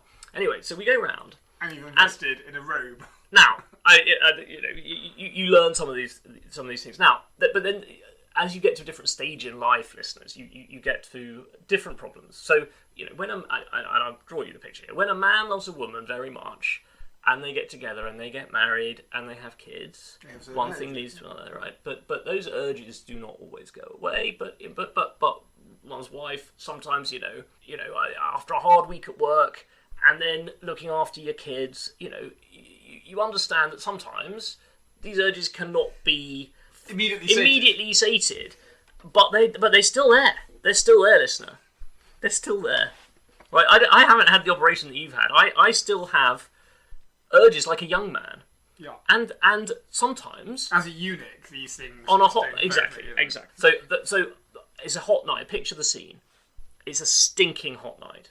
You're there crammed into the tiny childhood bed of your wife, who is totally blamelessly fast asleep, right? The urges are still there. Your kids are in the next door room, and your in-laws in the room on the other side. There's a bathroom in between, and there's the hockey team photo, the gift that keeps on giving. It's in there, right? These urges can be satisfied, and in a civilized fashion. But, you're conscious the kids are next door. It doesn't quite feel right. The in-laws on the other side, you can hear them snoring, whatever. Doesn't quite feel right. And also, there's a spider, a very, very large spider that I killed in 2003. And this is no disrespect to my father-in-law, but that is the corpse of this spider is still there, squashed against the door. And it just kind of puts a man off his stride after a while. So, you creep downstairs. Okay, the curtains are shut. The urges are still there. There was a bathroom option. You've just gone past that. Well, I've just explained why. There were 3 reasons why the bathroom option was not a thing. You've got your kids in one next door on one side. Not in the same room, though. No, but you can hear them snuffling. You can hear the in-laws snoring. And the fucking spider. There's not. I mean, the dead spider is not. Does not turn me on. Okay. And this fucking spider. This was like Shelob. This spider. It's fucking massive, and it's sort of bits have fallen off, but you can still see the tip of it. Why the hobbitses didn't get their penises out. That's right. So one goes downstairs to get one's penises out, and you think, well, I'm sorry, I've just something.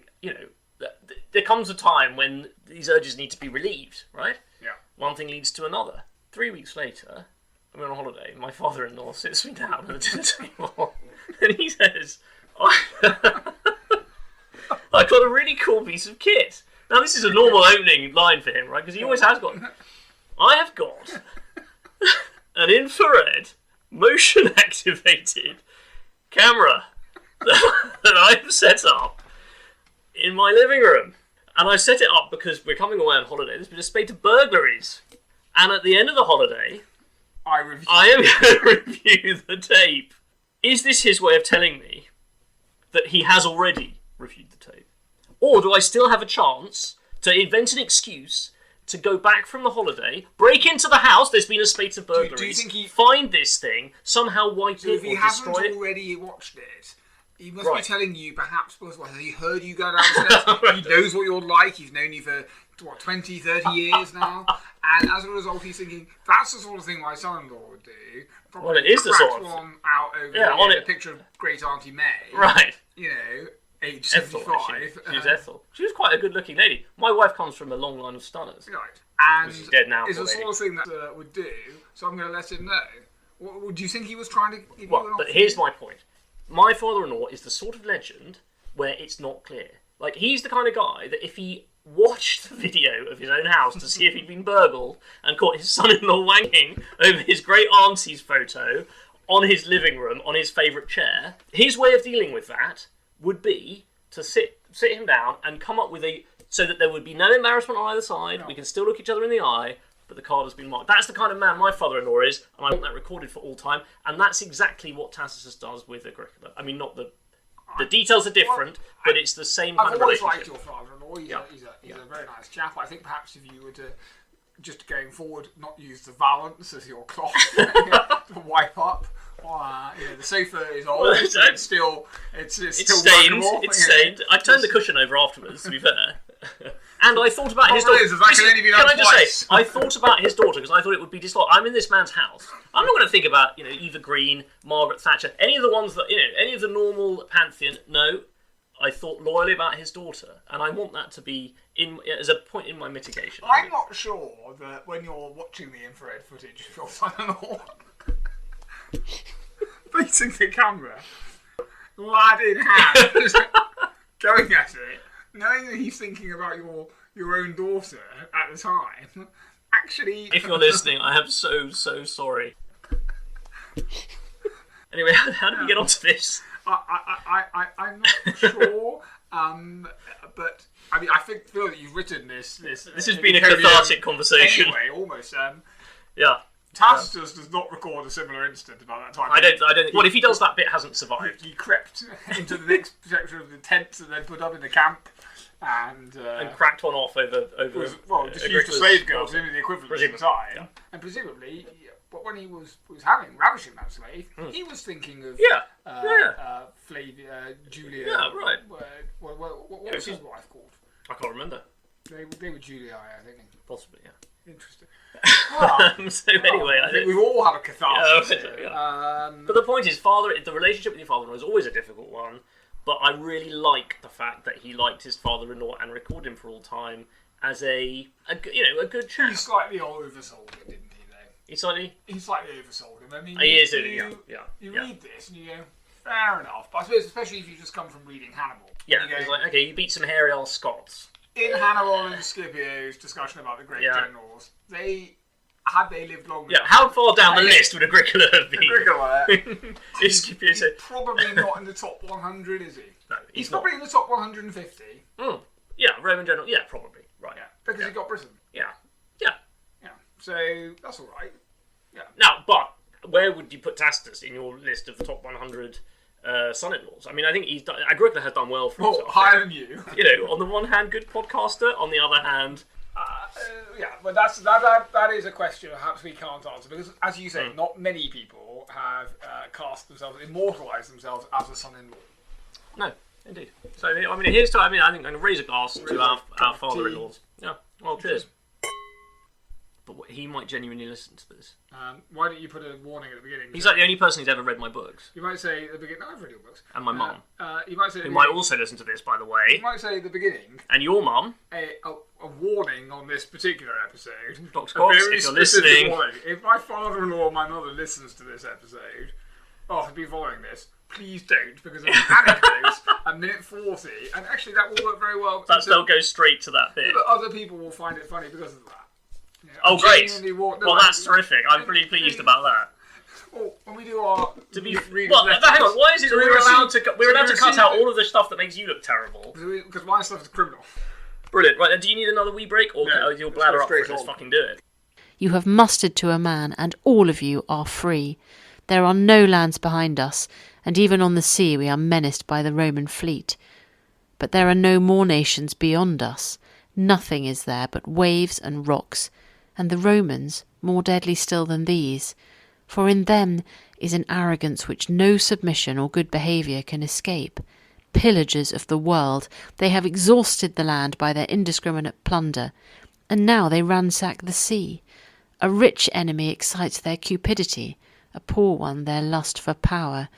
East and west alike have failed to satisfy them. They are the only people on earth to whose covetousness both riches and poverty are equally tempting. To robbery, butchery and rapine they give the lying name of government.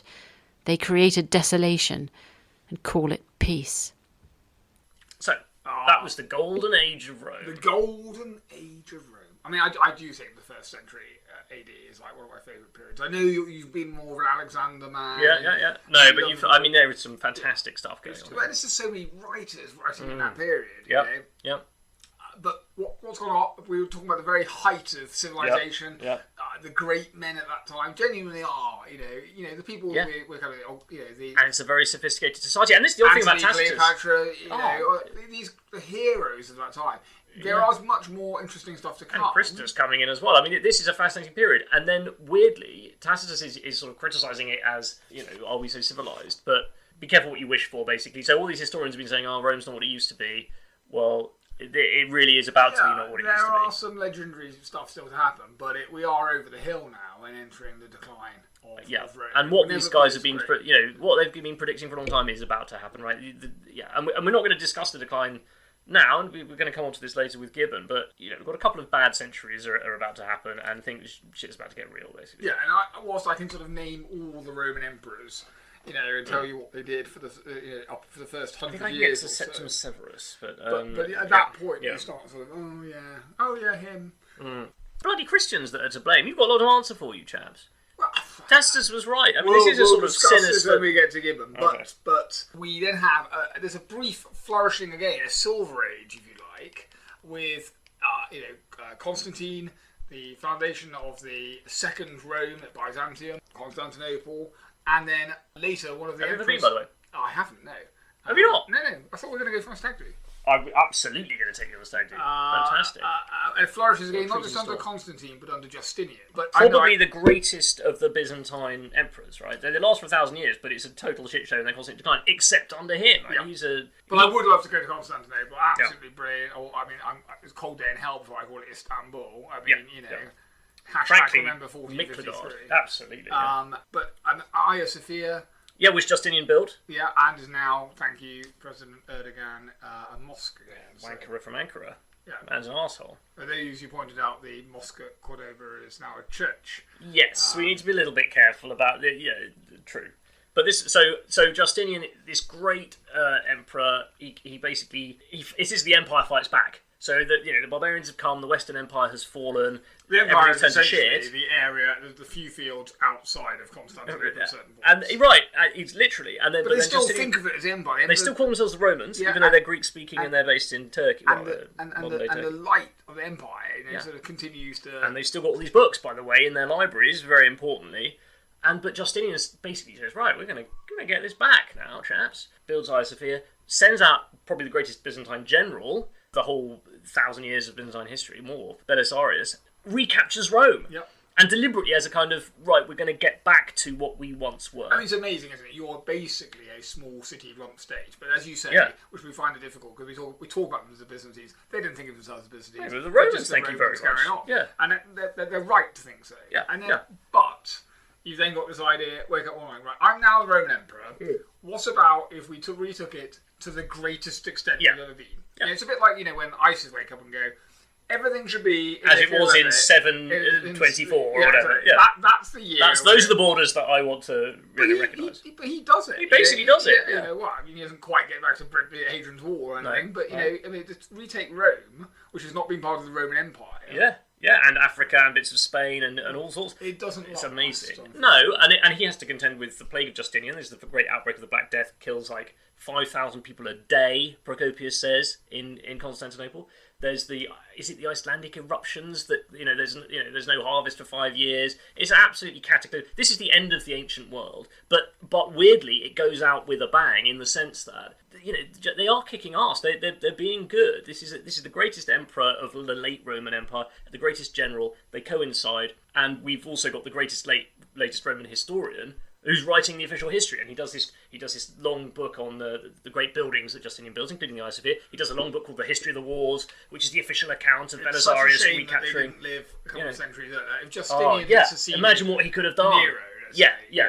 Well, or if it had been him instead of Commodus, maybe they could have held the barbarians off, and Rome would have continued. And they almost get back to it. And it's fascinating. It's very hard not to admire them. But then the amazing. And by the way, these books that Procopius writes. No one's read them. I haven't read them, and I'm an absolute nut for this stuff. Because he then writes a secret history. And this is the thing. This is our wildcard for the day, right? And this is absolutely incredible. So it's like he's someone who has worked directly for. He's basically Count Belisarius's chief of staff. Yeah, and he knows the Emperor Justinian. He works very closely, and the wife Theodora. And in the official histories he writes, which are long. They are exactly what you'd expect. And very praising of Justinian, who is a good emperor. And clearly, given what they achieved, they must have been great. A great emperor and a great general. A great general. And he's there on the forefront. He writes all of these things. And writes, although to be fair, not published in his lifetime, discovered in the Vatican archives 500 years later. Wow, I didn't know that. Yeah. So never published. This I'm book, not surprised. Which tells us completely different. And you sort of amazed two-facedness of it. Yeah. Maybe that's the wrong thing, because he's obviously, as a historian, feeling my job is to write the great, the great acts of these people. But the problem, and then he writes The Secret History, which takes a very different view. Yeah. But you're often a bit confused because they must have had great acts. Yes. Because of what they Because they reconquered Rome and built Hagia Sophia. So what did he actually think? I mean, so people have said, which is quite an interesting theory, that he wrote this deliberately as a sort of insurance policy because he's such a yes man for the regime. What happens if there's a change of regime? He can pull this out of his back pocket and say, look at this. I think that's too clever. I'm not sure I buy that. As you say, it's just as a clever theory. Or is he just somewhat an embittered historian, to take the phrase from earlier? I think he's blowing off steam. That he is just so fed up with. I mean, what I think is actually the case, we should probably describe to our listeners what we're talking about. But I think he quite likes Justinian, and he quite likes Belisarius. But he's just eaten too much shit over the years. And he really doesn't like Theodora. Yeah, right. Or indeed Belisarius' wife, whose name I can't now remember. But no, that's interesting. Or he's in love with Theodora. Maybe. And he's just been sneered at once too often or put down. This is the sort of book written by someone who is... By a bitter courtier. Yeah, that's right. He has got some serious beef, hasn't he? There's something there. And he's blowing off steam in the most unbelievable way. Like, he goes if this book was published, he would have been... You can imagine what would have happened to him. I cannot even... The risk he took. This is why I don't buy the insurance policy. Can you imagine the risk that he, if this had been found? I mean, even though by then, the Empire is Christian, they're generally... They do some dark shit. They do some dark shit. Yeah. But if you were the Emperor that this was written about, my god! And if it was the betrayal of one of your inner circle as well, the things I would think of to come up to do this, it's horrific. So tell us about it. So he's a big fan of Aristophanes, as we've talked about before, and he writes the only way to describe it is an Aristophanic takedown of these two great men and their wives. He writes a very, very short, very, very sexy, outrageous, pornographic. Genuinely quite sexual. I mean, forget Suetonius. This goes all in just how much he hates these people, how shit they are. How absolutely disgraceful. He says Justinian is basically possibly a demon. Belisarius is pussy whipped by his wife. That stuff is the stuff which demon. Right. I was like, it's the Theodora stuff. Oh my god! He's talking about the fact that she's fucked in 3 holes. The god has given her. It's not the god's wife, but the god has given her genitalia in her mouth. Yeah. She loves to use. Completely debauched and that everything she does is she's basically a prostitute that has become the empress. Yeah. Which there seems to be some evidence that she probably was a courtesan. Yeah. But do we believe this? Yeah, but the things that she's meant to say, that she just encourages... Well, let me read to you. This is the kind of stuff we're talking about here. So he says, this is the empress, right, that he's talking about. Don't read this, by the way, sorry, when you are, as I was doing, in an important business school. Right. Completely distracted. Is it absolutely amazing? I start drawing diagrams on my poster. Trying to work out what he's talking about. Yeah. So he says, okay, the Empress Theodora, she used to tease her lovers by keeping them waiting and was constantly playing around with novel methods of intercourse. She could always bring the lascivious to their feet. She would sometimes go to bring your own dinner parties. Interesting that the Byzantines had bring your own dinner parties with 10 young men or more, all at the peak of their physical powers, with fornication as their chief object in life. I remember those days. And she would sleep with all of them, in turn, all night long.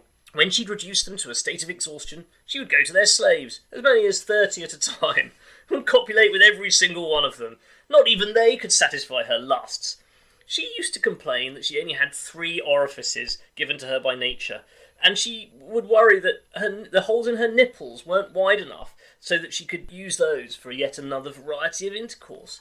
Like, can you imagine if the Queen's official biographer, suddenly said, well, Her Majesty Queen Elizabeth, not only does she take it in the arse and loves it, but she actually wishes that her nipples had holes that were big enough that she could, so that she could satisfy 5 men at once. As a military man, even this conversation is making me uncomfortable. Come on. The Queen Elizabeth, I mean, maybe she does for all we know, but can you imagine writing that and saying, she loved it in her mouth. She would take 30 men at a time. Wouldn't write about Meghan Markle. It's amazing. You wouldn't write that about Lady Di. But it's like, this is the Empress, and this is the official biographer. What is he thinking? Not the official biography. Yeah, but not the official biography. You're not going to find this in Hatchard's Byzantium. Write this down. But there's no chance that it's a fake, Right. It's like, and you know, the chapter titles or things, all things like it just gets worse and worse. The defender of the faith basically protected Christians, and it's just like talks about the most awful thing. It's a complete the bit character with the geese. assassination. I mean, what is? Yeah, it's a character, and it is brilliant, and it is short. Probably the greatest character assassination in history. As your mouth just goes further and further down. It's a cracking read, isn't it? It's very, very sexy, very short, completely scurrilous. Is it true? I don't know. Anything. Does it matter? Yeah, it's actually shocking, even by the worst standards of Suetonius or Aristophanes. Quite a lot of filthy stuff in these podcasts. It is filth. It's absolutely X-rated. But what do we think he was up to? I mean, does he believe this? Does he expect us to believe it? Why would he write it if he didn't? He said a risk. Yeah, but we can't really believe that the empress used to satisfy herself with 30 slaves a night. I mean, surely not. I mean, it doesn't make any sense. So. Well, I think what he's saying is that may be, of course, slight poetic license, but she is a courtesan, a prostitute, and he's basically saying that she absolutely loves it. The Justinian, the liberated lady. The Justinian was sort of kind of obsessed with her, and she didn't give it up when she became empress. So she's unfit for office. He is clearly someone, I think, who never rises to the very top and is surrounded by these great men. Do you think there might be a class snobbery in it, which he's... It's difficult to know. I'm not really enough about him. He acknowledges that they... Because these are Arivis, aren't they? So, Justinian, as a young man, he walks to Constantinople, I think, with his uncle. They're not... He's not sort of born to the purple in terms of a long line of... they're new men. And Theodora was from the circus. I think that's all I can guess is going on. So you think he's snooty about it? He's being snooty about it after a line has been put down. You've got to respect Justinian and Belisarius did great things. Yeah. But he's just really sort of fed up with it, and he's gone all out, taking every negative thing and turning it up to 11. I mean, surely... But even then, why would you ever write this down? Why would you take the risk? But I just love your theory that maybe he fancied the pants of Theodora, who we know from contemporary mosaics was pretty hot. Yeah. I mean, maybe he's like, oh, God, I've had to be in the room with her, and she was, she goes... I mean, she was clearly a great woman in her own right. She wasn't just a cipher. She's on phrase, in the mosaics. For involuntary celibacy. Right. I think there's a bit of that. It was you between 2012 and 2016, and you used to come out with this kind of embittered stuff, didn't you? Yeah. I did not. But I think there's a bit of that. Yeah. Where he basically this woman is incredibly popular. As an incel. Yeah. She is. Clearly very attractive. She has very brilliant, very witty. Even he admits that she's really got this cutting wit. She's probably been rude to him on occasion. She probably is quite sexually confident, and they have a sort of an open marriage. And obviously he's the emperor, Justinian. He can do what he likes, and maybe he's got a wife that he's relatively content that happens as well. Maybe. And as it's certainly striking, but never with Procopius. Right. Yeah. Oh, bloody Procopius is here again to write some more of the official biography. You can see them rolling their eyes at him, and he's thinking, right, I'm going to get my revenge. And of course, the wonderful thing is, we only know about them because of him, and so we've only got it through his eyes. We don't know when he wrote it. It's possible that I don't actually know when he... Yeah, good question. Did he die after? Do we have a good reason to thinking that it must have been in their lifetime? Good question. I don't know. That's something we should probably have worked out beforehand. No, so by a strange coincidence, Belisarius, Justinian, and Procopius all died in the same year. So there goes that theory. A year is quite a long period. True, and it wouldn't have taken him long. I mean, he clearly just wrote this in a massive rush of cathartically. But it's cracking, isn't it? I mean, I wouldn't say it was good history. No. It's not even particularly well written, but my God, it's a great read. I, like most of my contemporaries, never once felt that these two were human beings. They were a pair of bloodthirsty demons, for they plotted together to find the easiest and swiftest means of destroying all races of men and all their works, assumed human shape, became man-demons, and in this way convulsed the whole world. So, that's our wild card. That's the wild card. So, here we are in an interesting situation. We are now... End of season 1. We're already like 20 books up. We have reviewed more than 30 books, because we've at least had one wild card, often 2. I think we've basically got about 35 books in. We'll have to actually do a tally and maybe do a little inter-season analysis. A short. Nothing can survive from season 2, unfortunately. Yeah.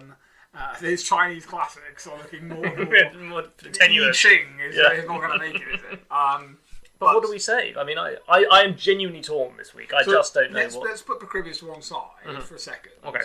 and compare the Livy and the Tacitus. And of course, the question has to be asked: are we comparing Livy and Tacitus, or are we comparing the war against Hannibal, the history of Rome, with Agricola? Because if we're doing that, it's clearly the Livy. Because we accept that Agricola is not some work. Yes, absolutely. But are you taking all of their stuff? We picked Agricola as our reading, but what we're really doing is comparing the works, the surviving bits of... That's a really interesting one. Now, that cuts both ways, because are we only going to save this bit of Livy? Because this is the best bit of Livy, but we've also got Polybius, so we would have a source for this amazing story.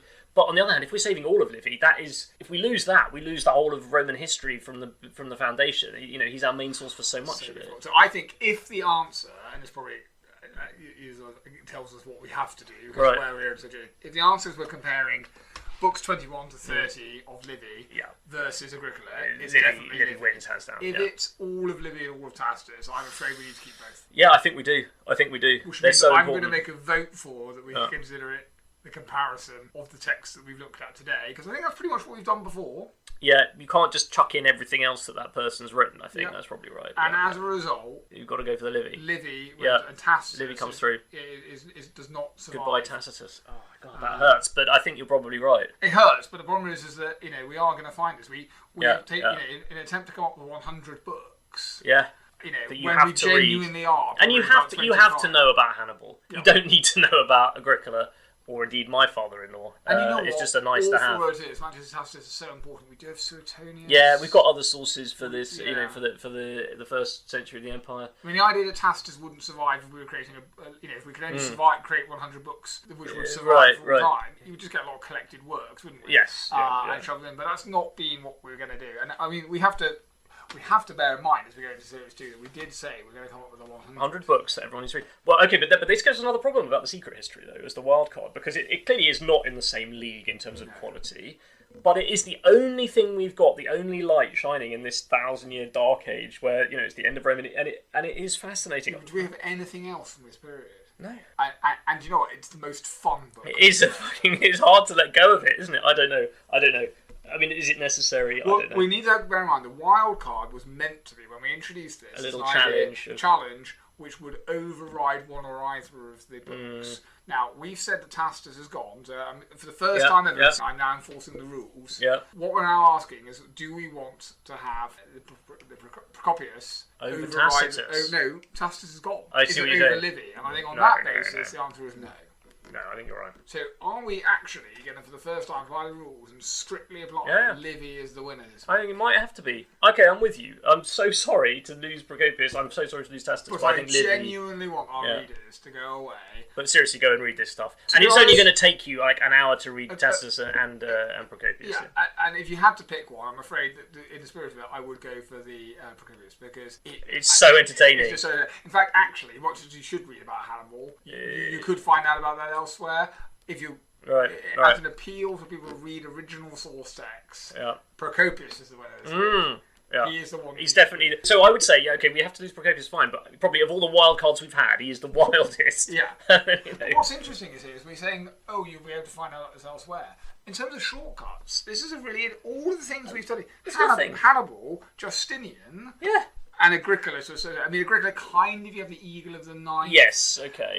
There was a film called The Eagle. There's a Doctor Who episode about it. There's that the Conquest of Britain, what's it called, Britannia, by the guy who wrote Jerusalem. Simon's Bag Montefiore. No, the TV series, and they've done it as a kind of like the Druids, and they're all taking drugs, and it's sexy, but it's actually not anything like. It's been a bit of a letdown, to be honest. But okay, so there's relatively. What's interesting is that none of these three books have made into popular history. Count Belisarius is one of the Graves. Yeah.